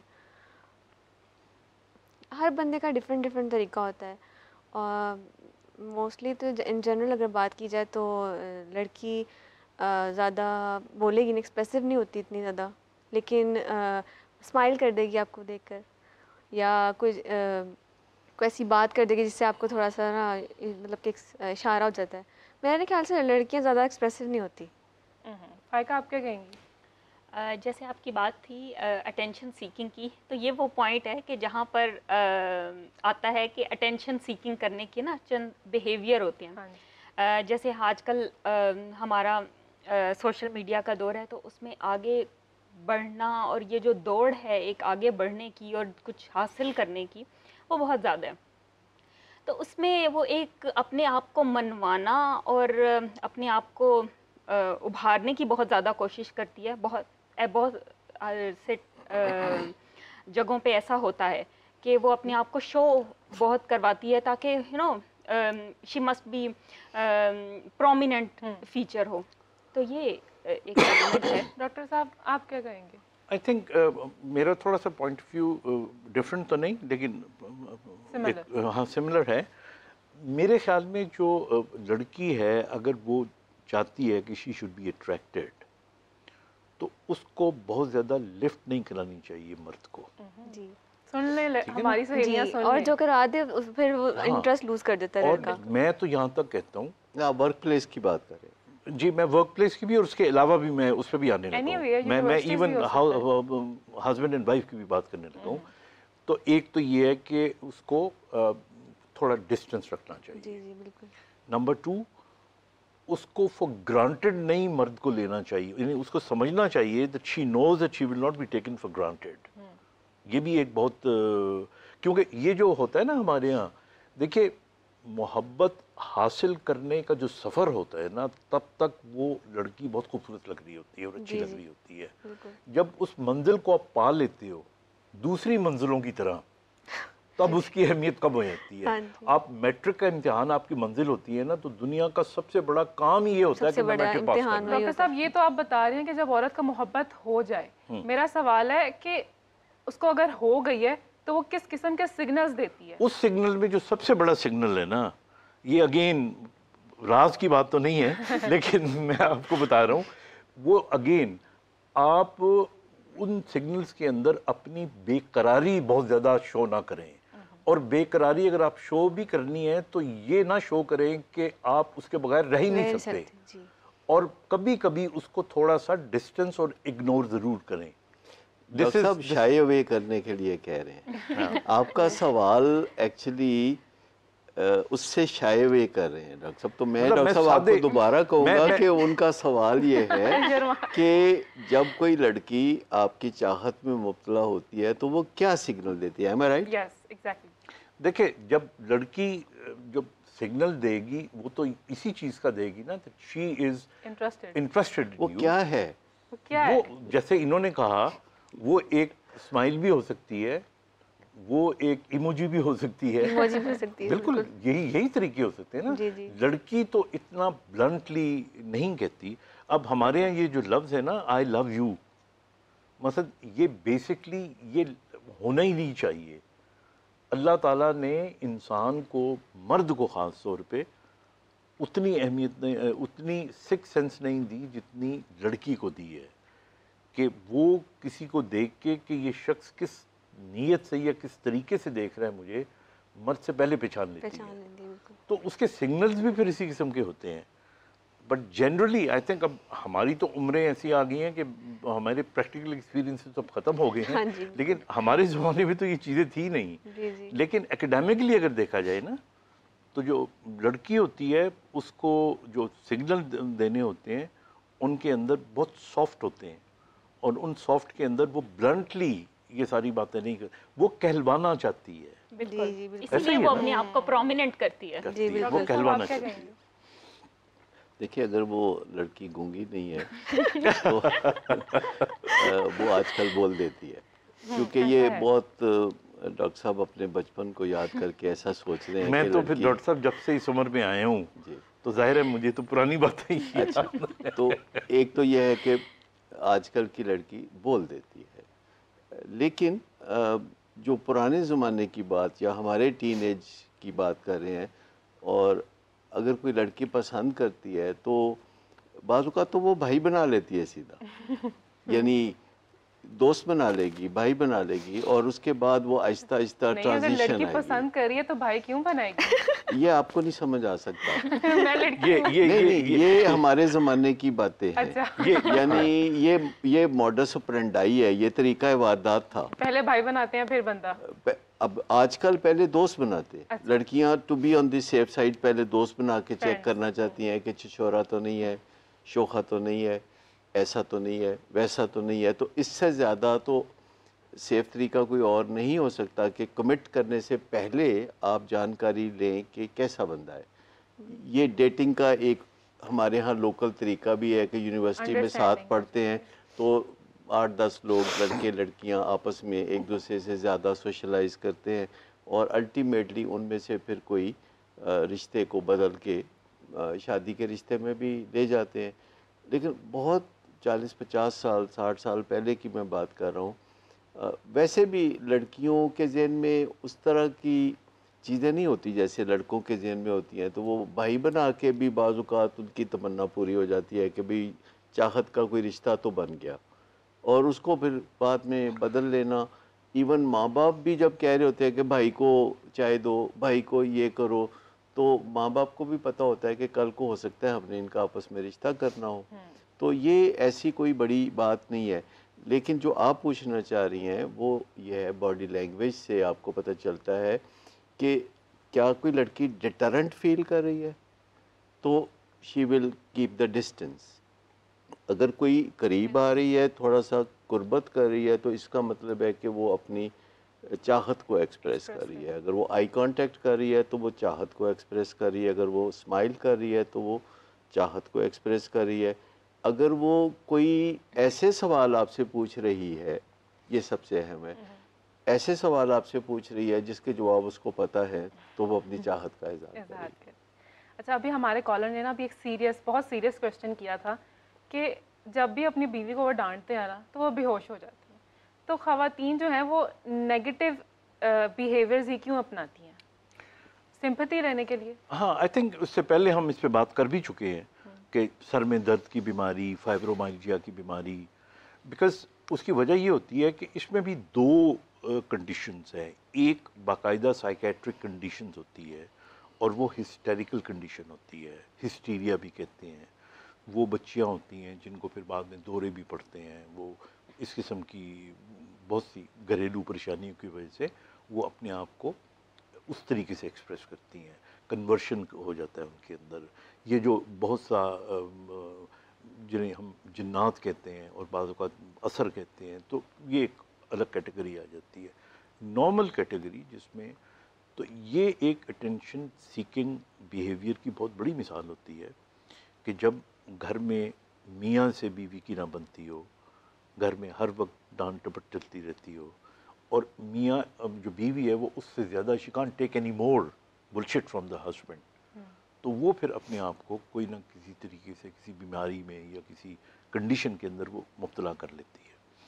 और again I am not exaggerating because I am a practising doctor, तो मैं प्रैक्टिस कर रहा हूँ और मैंने ये नोट किया है कि good about 25 to 30% of the people और the women I come across, उनकी अगर हिस्ट्री में लेके देखता हूँ तो उनके अंदर कोई ना कोई ये एलिमेंट आ जाता है।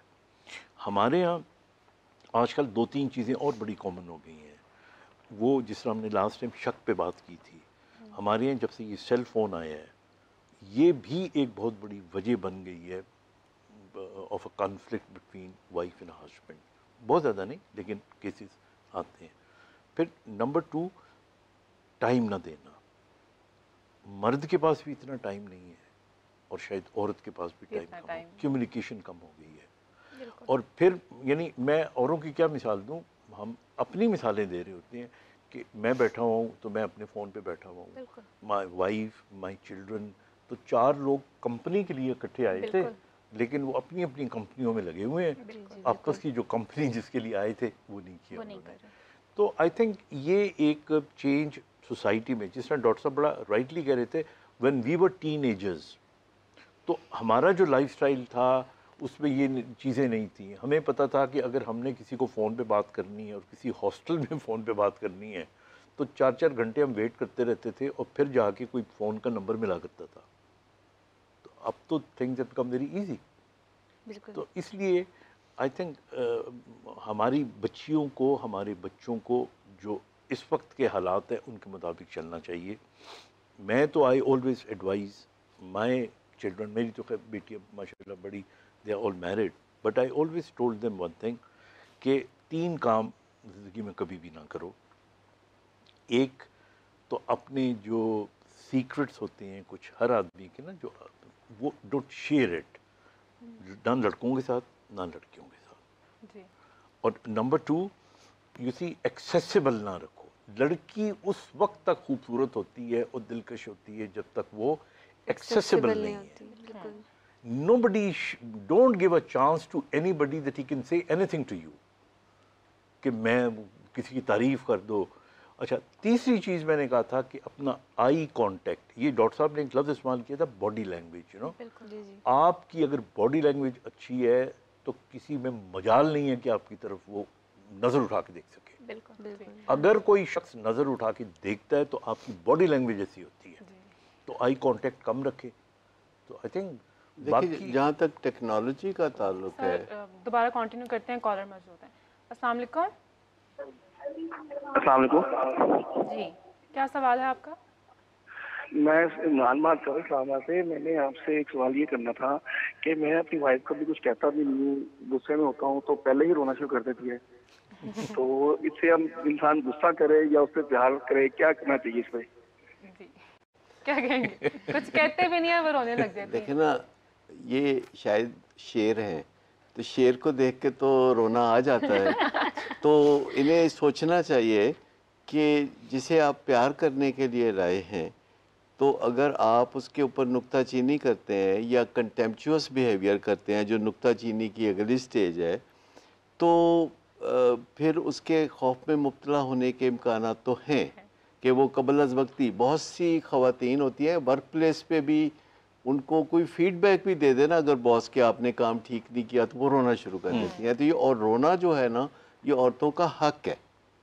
यानी आप तस्लीम कर लें कि ख़वातीन की जो सदियों पुरानी बेबसी है उसका इजहार रोने से है, और रोना औरतों का हक है। तो इस हक से ज़्यादा नहीं, महरूम ना करें, महरूम ना करें उनको। आपको नहीं लगता कि हमारे कॉलर ने काफ़ी रोमांटिक क्वेश्चन किया है? देख, क्वेश्चन सिर्फ रोमांटिक नहीं है, बल्कि मुझे लग रहा था कि थोड़ा एग्जेजरेटेड क्वेश्चन भी है, क्योंकि बेचारे परेशान है ना कि अभी मैं कुछ कहता भी नहीं और वो रोने लग जाते हैं। तो बहुत ही अच्छे हस्बैंड हैं, इसका मतलब है कि वो तो बहुत प्यार करने वाले हैं, तो there something wrong with the wife. लेकिन आई थिंक प्राइमरीली ऐसा होता नहीं है, कोई ना कोई वजह होती है, देखना, तभी अगर कोई खामद बीवी को सिर्फ इतना कह देना कि ये बात मुझे अच्छी नहीं लगी, या अपने बच्चों को अगर आप कह देते हैं कि आपकी ये बात मुझे अच्छी नहीं लगी, तो इट्स गुड इनफ। इससे ज़्यादा कहने की ज़रूरत नहीं। अगर असर होना होगा तो इसका हो जाएगा। और कोई ख़ातून अगर अपने खामद से नालां है तो उसके लिए इतना कह देना काफ़ी है, क्योंकि ख़वातीन के पास एहतसाब का हक़ मुआशरती तौर पर, मजहबी तौर पर ज़्यादा नहीं है, तो वो कह सकती है कि तेनू अल्लाह पूछे। अगर इतना सुन के भी बंदा ठीक नहीं होता तो समझो उसने नहीं होना ठीक, क्योंकि आपने बीच में अल्लाह डाल दिया है। नहीं, और बात आपकी ठीक है। मैं हाँ, ये एक बात जो मैं अगेन चूँकि मौका है तो मैं कह सकता हूँ, आई थिंक प्राइमरीली जिस तरह डॉक्टर साहब ने कहा, डोपामीन जो होती है ना, ये खुशी का हार्मोन, हम सादे लफ्ज़ों में कह सकते हैं, ये उस वक्त बॉडी में लिबरेट होता है जब हमें रिवॉर्ड मिलता है या हमारी कोई तारीफ़ करता है। तो अच्छे माहौल घर के रखने के लिए आई थिंक मियाँ को दिन में 3-4 मरतबा अपनी बीवी की तारीफ़ ज़रूर करनी चाहिए। और ख़ास तौर पे इन मौक़ों पे, जब उसने कपड़े नए पहने हों, जब उसने कोई खाना अच्छा पकाया हो, कभी उसने कोई बल्कि मैं तो यहाँ कहूँगा बच्चे अगर टॉप करके अच्छे नंबर लेके आते हैं तो उसको तारीफ़ बच्चों से ज़्यादा माँ की करनी चाहिए। ये वो चीज़ें होती है। देखें, इंसान की फितरत ये भी है कि उसको जब आप एक्नॉलेज करते हो ना तो उसके अंदर एक जज्बा पैदा होता है कि मैं कुछ और करके दिखाऊं। और अगर हर वक्त आप सड़ी गली बातें करते रहते हो, क्रिटिसाइज करते रहते हो, तो एक तो वो डिप्रेस हो जाता है और डिप्रेशन में उसकी एफिकेसी कम हो जाती है। हो सकता है कि वो एक्सपेक्ट उनसे ज़्यादा करना चाह रही हैं लेकिन वो एक्सप्रेस नहीं करते। एक्चुअली इंसानों के दरमियान जो सबसे ज़्यादा तकलीफ दह चीज़ है वो ड्रिफ्ट वे करना है, जो कि आमतौर पर उस तपिश की वजह से होता है जो कि दो इंसानों के दरमियान रिलेशनशिप से पैदा हो रही है। अब देखें कि अगर आप देहाती माहौल से शहरी माहौल की तरफ और फिर तरक्की याफ्ता ममालिक की तरफ आप नज़र डालें तो देहाती माहौल में होम रन अवे बहुत कम पाया जाता है, लेकिन शहरी माहौल में नौजवान 6 में से 1 रन अवे कर जाता है, लड़कियां भी इसमें शामिल हैं। लेकिन अगर आप यूरोप में देखें तो वो इंतज़ार कर रहे होते हैं कि कब हम 18 साल के हों और हम घर से चले जाएं, और वालिदैन भी कहते हैं कि कोई बात नहीं तुम चले जाओ। वहाँ डिवोर्स रेट भी अच्छा है, बहुत ज़्यादा है, 50% डिवोर्स रेट है, इतना हाई डिवोर्स रेट है।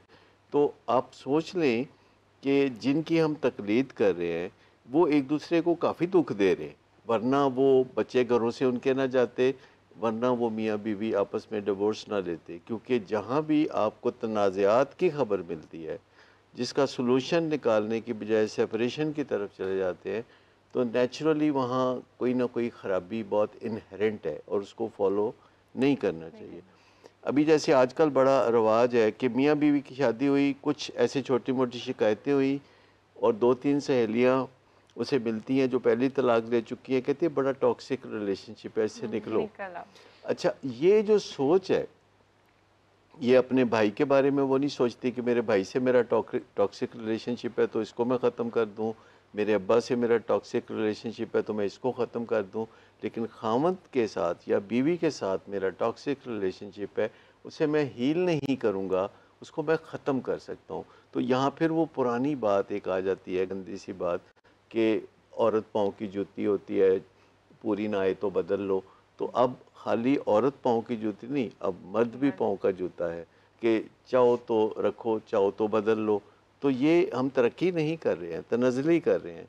जहाँ कहीं भी रिलेशनशिप में प्रॉब्लम है और हीट जनरेट हो रही है तो आप उस रिलेशनशिप पे काम करो, उस हीट पे काम करो, बजाय इसके कि आप ड्रिफ्ट अवे होते हो, जिससे कि आप पहले से भी ज़्यादा मुश्किलात में गिरफ्तार हो जाते हो, जो कि आपको यूरोप में और अमेरिका में नज़र आ रही है। टॉलरेंस लेवल भी हमारी यंग जनरेशन का बहुत कम होता जा रहा है आजकल, अगर हम देखें तो, जिसकी वजह से ये सारे जो है ना, वालिदैन जब तरबियत कर रहे होते हैं तो आजकल के बच्चों की जो पैम्परिंग है ना, बिल्कुल इतनी ज़्यादा होती है कि बच्चे जो हैं वो कुछ भी जिम्मेदारी कबूल नहीं करते, उनकी माएँ सब कुछ करती हैं और यूं करते करते बग़ैर किसी ज़िम्मेदारी के बच्चे जवान होते हैं और उनकी मेमोरी में हमेशा यस मिली होती है उनको, और जब वो रियल लाइफ में जाते हैं जहाँ नो मिलती है, जब वो वर्क प्लेस पे जाते हैं जहाँ उनको ज़िम्मेदारियाँ मिलती हैं, तो वो बर्न आउट हो जाते हैं जल्दी से। बल्कि इसी का थोड़ा सा मैं एक्सटेंशन आपको बताता हूँ कि इवन आफ्टर मैरिज जब आपकी बेटी की शादी हो जाती है तो माँ बाप आजकल के वो सिलसिला जारी रखते हैं। वो बजाय इसके, मैं तो बल्कि ये कहता हूँ कि जब बेटियों की शादी होती है ना तो आई ऑलवेज़ गिव 3 मशवरे मेरे होते हैं। एक मेरा मशवरा तो हमेशा ये होता है कि लड़की जब ससुराल में चली जाती है तो लड़की की जो माँ है वो अगले 3-4 महीने उसको फ़ोन ना ही करे तो बेहतर है। Because you know every time आप उनको एडजस्ट नहीं होने दोगे when you talk to them. Number 2, इसी तरह जो लड़की है उसकी हमारे यहाँ कुछ बेडरूम टॉक्स होती हैं, छोटी छोटी बातें होती हैं, घर की भी वो होती हैं, उनको ना सहेलियों से डिस्कस करना चाहिए और ना ही माँ बाप से करना चाहिए।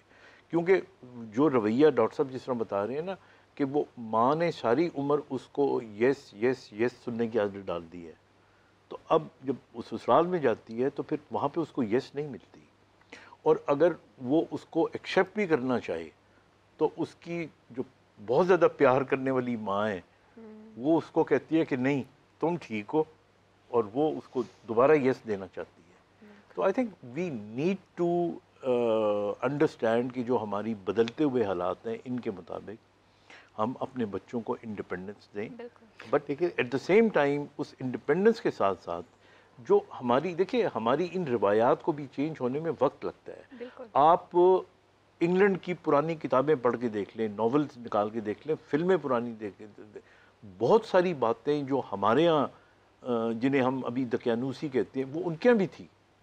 मिसाल के तौर पे शादी जब की जाती थी, आज से 400 साल पहले की बात है, तो गोरा भी जो था शादी करने से पहले वही लवाजमात देखा करता था जो हमारे यहाँ फैमिलीज़ के अंदर देखा जाता है। इसी तरह जो ट्रेडिशंस हमारी थी उन्होंने वक्त के साथ, चूँकि वो ज़्यादा मैकेनाइज्ड दुनिया बन गई है, अमेरिका हो गया, यूरोप हो गया, लेकिन हम लोग क्या करते हैं कि रह रहे अपनी दुनिया में हैं और जब कॉपी उनको करने की कोशिश करते हैं तो वो गैप हम फिल नहीं कर सकते, वहाँ हमारी साइकोलॉजिकल इशूज। या मियाँ बीवी की ज़िंदगी में एक जो नया फिनोमेना है वो है OCD, ऑब्सेसिव कंपल्सिव डिसऑर्डर।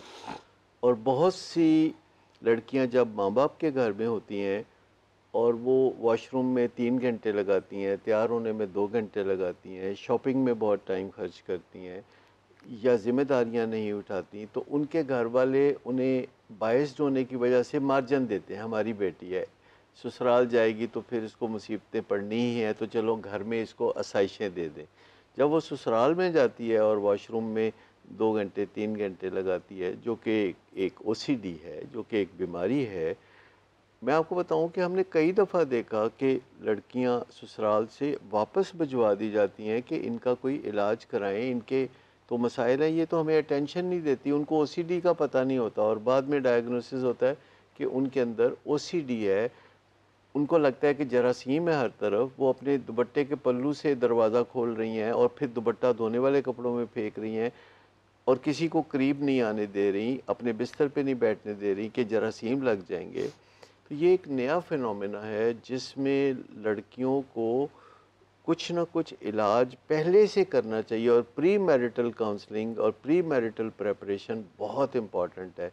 क्योंकि शादी वैसे तो कभी भी सिंपल फिनोमेना नहीं था, लड़की के लिए ये बहुत बोझल फिनोमेना था। बच्चे पैदा करने हैं, 9 महीने पेट में रखना है, ये कोई मामूली बात नहीं है।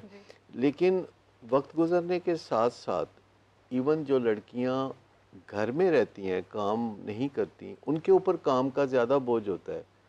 यानी कहने को वो हाउसवाइफ हैं पर वो ज़्यादा मसरूफ़ होती हैं और उनके ऊपर ज़िम्मेदारियाँ होती हैं। इसके अलावा अगर उन्हें कोई एंग्जाइटी डिसऑर्डर हो जैसे कि OCD, और इतनी प्रीऑक्युपाइड हैं कि उनके दिमाग में एक उधेड़ बुन रहती है, यानी उधेड़ उधेड़ के चीज़ें बुन रही होती हैं वो, और वो अटेंशन नहीं दे सकती क्योंकि ससुराल वाले बहुत अटेंशन सीकिंग होते हैं। वो कहते हैं लड़के को अटेंशन दो या न दो, हमें तो दो। लेकिन आजकल जो सोशल मीडिया का ज़माना है उसमें इवन बोथ जेंडर्स ही, मेल फीमेल बोथ, किसी ना किसी तरीके से अटेंशन सीख कर रहे होते हैं। मर्दों की बात करें तो जी आज हमने ये गाड़ी ली, आज मैं यहाँ गया, मैं इस बाइक पे बैठा हुआ। औरतों की बात करें तो मैं सैलून गई, मैंने ये इस ब्रांड का जोड़ा पहना हुआ है, हम यहाँ इतने बड़े रेस्टोरेंट में खाना खाने गए। तो कहीं ना कहीं दोनों जेंडर्स जो है ना वो इन्वॉल्व होते हैं अटेंशन सीकिंग बिहेवियर में। तो ऐसा क्यों है कि सोशल मीडिया का इतना ज़्यादा इम्पैक्ट आ गया लोगों में कि लोग एक रेस में आ गए कि भाई हाँ हमने आगे जाना है सबसे। ये सोशल मीडिया हमारी ज़िंदगी में अब है क्योंकि हमारी जो सोशल एक्टिविटी है, जैसे पहले होती थी कि पुप्पो के घर गए तो एक हफ़्ता वहीं रह लिया और मामू के घर जाके तो भूल ही जाएं। लेकिन अब हमारी चूँकि ज़िंदगी मसरूफ़ है, ख़वातीन भी काम कर रही हैं, मर्द भी काम कर रहे हैं, तो वो जब चाहें अपनी सोशलाइजेशन ऑन कर सकते हैं, पर उसकी एक हद होनी चाहिए। आप ऑटोमेशन को ले लें या टेक्नोलॉजी को ले लें, इसका अगर आप फ़ायदा उठाते हैं तो ठीक है, अगर आप इसका नुकसान उठाते हैं तो आप खसारे के सौदे कर रहे हैं। तो ये जो टेक्नोलॉजी है जैसे कि ऑटोमेशन है, अगर इसकी नीयत इंसानों को अवॉइड करना है तो फिर आप समझे कि आगे जाके आप ट्रैप में फंस जाएंगे। और अगर आपको इससे लगता है कि आपकी ज़िंदगी में कोई आसानी होती है, जैसे कि मेरी ज़िंदगी में सेल फ़ोन से बहुत आसानी है कि मुझे कहीं भी रब्ता किया जा सकता है। मेरे अदारे और मेरे क्लाइंट्स मुझे जब चाहे रब्ता कर सकते हैं। उनको पता है कि क्या टाइम सूटेबल है, क्या टाइम सूटेबल नहीं है। इसके अलावा मुझे बहुत आज़ादी मिलती है टेक्नोलॉजी से। पहले मैं हर हफ्ते कराची जाता था, वहाँ मेरे हॉस्पिटल हैं, इस्लामाबाद, मरी, तो अब मैं ज़ूम मीटिंग्स कर लेता हूँ, तो उसका फ़ायदा तो मुझे होना चाहिए। इसमें एक बेसिक प्रेमिस है, वो ये है कि आप जितना ऊंची पोजीशन पे हैं किसी अदारे में, या जितना आप ज़्यादा काम कर रहे हैं इस दुनिया में और अहम काम कर रहे हैं, उतना ही आपके पास फुर्सत ज़्यादा होनी चाहिए, क्योंकि जो डिस्क्रिशनरी टाइम है, जो सोच विचार का टाइम है, आपकी तरक्की उस पर डिपेंड करती है, और जो आप एक्चुअल काम करते हैं आपकी तरक्की उस पर डिपेंड नहीं करती। तो जो पहले काम हम हफ्तों में करते थे, अब तो 1 घंटे में हो जाता है, तो उसकी कुछ एडवांटेज 50% तो अपने आप को देनी चाहिए। रिशा, आप क्या कहेंगे इस हवाले से? मैं ये कहूँगी कि इंसान को, मतलब कि आजकल की जो यंग जनरेशन है उनको चाहिए कि वो रियल लाइफ में ज़्यादा फोकस करें, बजाय इसके कि वो फेक वर्ल्ड में जाएं और ये फ्लेक्स वगैरह करना छोड़ दें। अगर वो चीज़ निकाल देंगे ना अपनी, ये जैसे मटेरियलिस्टिक जो चीज़ें होती हैं ये ख़त्म कर देंगे, तो ये उनकी लाइफ बहुत आसान हो जाएगी। ये इंसानों को इंपॉर्टेंस दें, रियल कंपनीज़ को एंजॉय करें। आपकी जो रियल आपकी जो कंपनी है, आपके साथ कोई बैठा हुआ है, आप उसको एंजॉय करो, आप उसके साथ डिफरेंट एक्टिविटीज़ में एंगेज रहो। इन चीज़ों से इनको निकाल दो कि हमने जाना है, हमने स्ट्रीक बनानी है, हमने स्नैपचैट पे जी अभी स्टेटस लगाना है, अभी कुछ ऐसे करना है, ये सब निकाल दो, फिर इस लाइफ बहुत ईजी हो जाएगी आपके इस पर्सपेक्टिव से। हमारे साथ एक कॉलर मौजूद हैं। हेलो, अस्सलाम वालेकुम।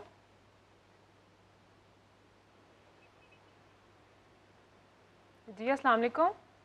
जी अस्सलाम वालेकुम। जी, कौन और कहाँ से? हसन बात कर रहा हूँ लाहौर से। जी, क्या सवाल है हसन आपका? मेरा सवाल है कि मैं अपनी बेगम को कुछ कहता भी नहीं हूँ तो ऐसे ही रोना शुरू कर देती है। ये तो हो गया। ये अभी हो चुका है। जी आगे तो बताएं। उसको बाहर लेके जाऊँ खाना खिलाने के लिए तो होश हो जाती है, इतने पैसे भी लग जाते हैं, पैसे लगने के बाद होश हो जाती है। अच्छा, आई थिंक मैंने पैसे लगाता हूँ तो खुश हो जाती है, वरना रोती है। आई थिंक ये तो खैर एक थोड़ा सा इसमें मिजाज भी है, ये मसला बढ़ गया है। हाँ नहीं, लेकिन तो लगता है आज सारे शोहर तंग हैं अपने अच्छा बीवी से। देखिए, आपकी सहेलियों में मर्द कॉल कर रहे हैं सारे। मसले मेरे ख्याल में मर्दों को। आई थिंक मैं बेसिकली मैं ये समझता हूँ कि जिस किस्म की ये कॉल्स थी, ये तो बड़ी एक नॉर्मल सी चीज़ है ना कि आप बाहर खाना खाने ले जाएंगे तो बेगम खुशी होगी, आप शॉपिंग कराएंगे तो उसने खुशी होना है। I am coming back to your first question, social media का। देखिए, सोशल मीडिया का अब ये हाल हो गया है, क्योंकि उसके बगैर तो अब रह नहीं सकते, और ये सिर्फ पाकिस्तान में नहीं है, पूरी दुनिया में भी है। अब लोग कपड़े अच्छे इसलिए ख़रीदते हैं कि उसकी तस्वीरें लगा के हमने दिखानी बहुत ज़्यादा हो गया है ना। बिल्कुल। अच्छा, फिर उसके बाद आप देख लें, जो रेस्टोरेंट में हम खाना खाना जाते हैं तो आपकी चॉइस, आपको ये होता है कि जी चूँकि मैंने लगानी है बाद में पिक्चर्स पोस्ट करनी है, तो मैं ऐसी जगह पे जाऊँ जहाँ पे पिक्चर्स अच्छी बने। अब इसका ये क्यों हम कर रहे हैं, इसका जवाब पहले भी हम देख चुके हैं, डॉक्टर साहब भी देख चुके हैं, मैं भी देख चुका हूँ। देखिए, ये एडिक्शन बनती जा रही है। बिल्कुल। और ये एडिक्शन इस किस्म की बनती जा रही है कि हमारे यहाँ जो फ़ोन होता है ना, हम 1 घंटे के लिए उसको खोले बगैर नहीं रह सकते। ऐसा ही है। और बाज़ों का, और मैंने ये भी देखा है, मेरे जो यानी वो तबका जो काम करता है मेरे साथ, मेरे पास एक फ़ोन है, उनके पास 2-2 फ़ोन होते हैं। अच्छा, फिर उनकी एक दिन क्या हुआ कि मैंने वैसे ही फ़ोन खोला तो मुझे देखा कि ये चेहरा तो जाना पहचाना लग रहा है। अच्छा, फिर मैंने गौर किया तो मैंने देखा ये तो गाड़ी भी मेरी लग रही है। फिर मैंने गौर किया तो मैंने कहा ये तो फूल मेरे घर के लग रहे हैं, लॉन के। तो वो मैंने देखा तो मेरा ड्राइवर था। तो वो बाद में फिर जब उसको मैंने फॉलो किया तो वो तो बहुत बड़ा टिकटॉकर था। वो करता गया था कि अब वो कभी मेरी गाड़ी में से सर बाहर निकाल के किसी में से उस पर वो बना रहा होता था। तो अब कहीं मैं गया तो उसको तो मैं बाहर छोड़ गया। अब ये सारे लोग ह्यूमन बीइंग्स हैं। ह्यूमन बीइंग्स पढ़े लिखे या अनपढ़ हो, एक जैसे ही होते हैं सारे। सिर्फ पढ़े में और अनपढ़ में इनहिबिशन का फ़र्क होता है। जूं आप तालीम ज़्यादा करते हैं ना और आपको मैनरिज्म ज़्यादा, तो आप इनहिबिट खुद को कर रहे होते हैं। वो जो डॉक्टर साहब ने कहा था ना कि इंसान जानवर की जिबिल्लत और वो सारी बातें वैसी ही हैं। तो इस जिबिल्लत के तहत पीपल गेट एडिक्टेड जब उनकी तारीफ की जाए और जब वो दिखावा करे और जब वो जो आपका टॉपिक है वो अटेंशन सीख करे। और आई तो थिंक ये सभी कर रहे हैं, सब लोगों में ही फीमेल है। सभी जिस कर रहे तरह हैं। से अगर हम देखें सोशल मीडिया पे हर कोई अच्छा दिखना चाहता है, हाँ। अच्छे से अच्छे की जो दौड़ है ना उसके लिए जो है ना वो ये सब, जैसे इन्होंने डॉक्टर साहब ने बात की कि जो उनका ड्राइवर है ये सिर्फ ये नहीं कि मतलब अपर क्लास में ये है या मिडिल क्लास में है, ये लोअर क्लास में भी है, वो भी अपने आप को अच्छे से अच्छा दिखाना देखिए, चाहते लोग हैं। और अच्छा एक दिख रहे चीज़- होते हैं हाँ। और कुछ लोग कुड़ रहे होते हैं कि देखो सब लोग अच्छे दिख रहे हैं, अच्छा, मैं ही एक अच्छा हूँ। आपके उसमें एक और चीज़ मैं ऐड करूं। हमारे ज़माने में, बहुत पुराना ज़माना, हमारे ज़माने में जो जेन्युइनली खूबसूरत होता ना तो वो खूबसूरत लगता और नज़र आता। अब फिल्टर्स आ गए हैं। अब तो आप जो शक्ल इख्तियार करना चाहते हो, जो रंगत इख्तियार करना चाहते हो, आपको 1 मिनट लगता है बिल्कुल। And you are right there. So I mean इससे भी एक बहुत बात फर्क- मैं ये कहना चाहूँगा कि ये जो है ना कि आप बीवी को शॉपिंग कराने ले जाएंगे या ड्राइव पे ले जाएंगे या होटल में खाना खिलाने ले जाएंगे तो वो खुश होगी। मेरी अर्ज़ इस बारे में यह है कि जो आपका घर है ना, अगर वो ठीक है तो आपके घर का हर फर्द जो है वो घर पहुंच के सुकून महसूस करेगा, घर से कहीं बिल्कुल। बाहर जाके नहीं। और ये Escape नहीं एक मांगेगा। उसका नेमुल बदल है कि घर में चूँकि बहुत तपिश है, बहुत सेक है, एक दूसरे से मुश्किलात आ रही हैं, तो उनको पता होता है कि जब हम किसी होटल में बैठ के खाना खाएंगे, तो वहाँ हमें एम्बियंस सुकून अच्छी मिलेगा, होगी, Relief मिलेगा। लोग आके रिलीफ पूछेंगे क्या खाना है, बैरे जो हैं वो बहुत ज़्यादा। Importance मिलेगी। तो वो जो असल चीज़ है, मतलब मैं अपनी बात ये करता हूँ कि मेरी अर्ली इवनिंग में ही ख्वाहिश होती है कि मैं सीधा घर पहुँचूँ। सीधा घर पहुँचने वालों की तादाद हमारे शहर में बहुत कम है, कम है। और हालांकि मैं अपने काम काज पे कोई 3:30 पहुँचता हूँ और 7:30 बजे मैं वापस भी आ जाता हूँ, और मैं सुबह वर्क फ्रॉम होम करता हूँ कुछ। तो मुझे यूँ लगता है कि जितनी भी वकेशंस होती हैं उससे वापसी पे लोग ज़्यादा थके हुए और स्ट्रेस्ड होते हैं। जितने भी लोग जो हैं होटलों में खाने खाते हैं, लॉन्ग ड्राइव करते हैं, शॉपिंगें करते हैं, वापसी पे वो सड़े होते हैं।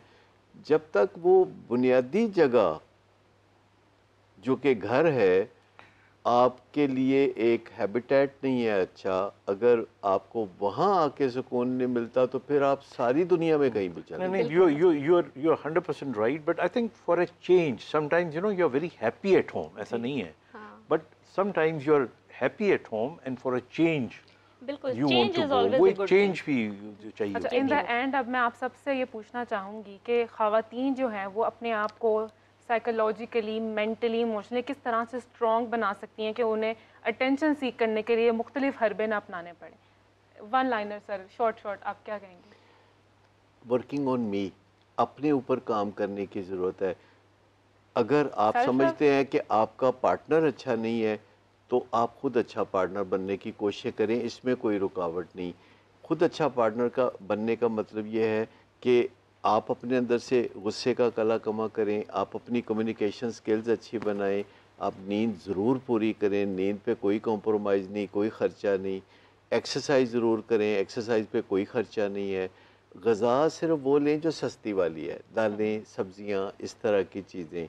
और टॉप मोस्ट चीज़ जो दुनिया में आज मानी जाती है, हार्वर्ड की स्टडी है कि अगर आप लंबी ज़िंदगी पाना चाहते हैं, सेहतमंद ज़िंदगी पाना चाहते हैं, खुशी पाना चाहते हैं, तो उसका राज ताल्लुकात में है। अगर आप ताल्लुकात को फोकस कर लेते हैं कि आपके ऑल अराउंड सिग्निफिकेंट प्लेसेस पे ताल्लुकात अच्छे हैं, बीवी के साथ, खामद के साथ, माँ बाप के साथ, बच्चों के साथ, अहले महल्ला के साथ, वर्क प्लेस पे इर्द गिर्द, तो ये 25, 30, 40 लोग हैं जिनका आपने ख्याल रखना है, तो आपकी ज़िंदगी एक नई नहज पे चल निकलेगी। और ताल्लुकात जिसे हम कहते हैं रिलेशनशिप इज़ द की, और ये आखिरकार ये 85 साला स्टडी है, हार्वर्ड की 85 साला स्टडी है। ये 100 साल तक चलती रहेगी, लेकिन हर 15 साल के बाद उसके वो नताइज देते हैं।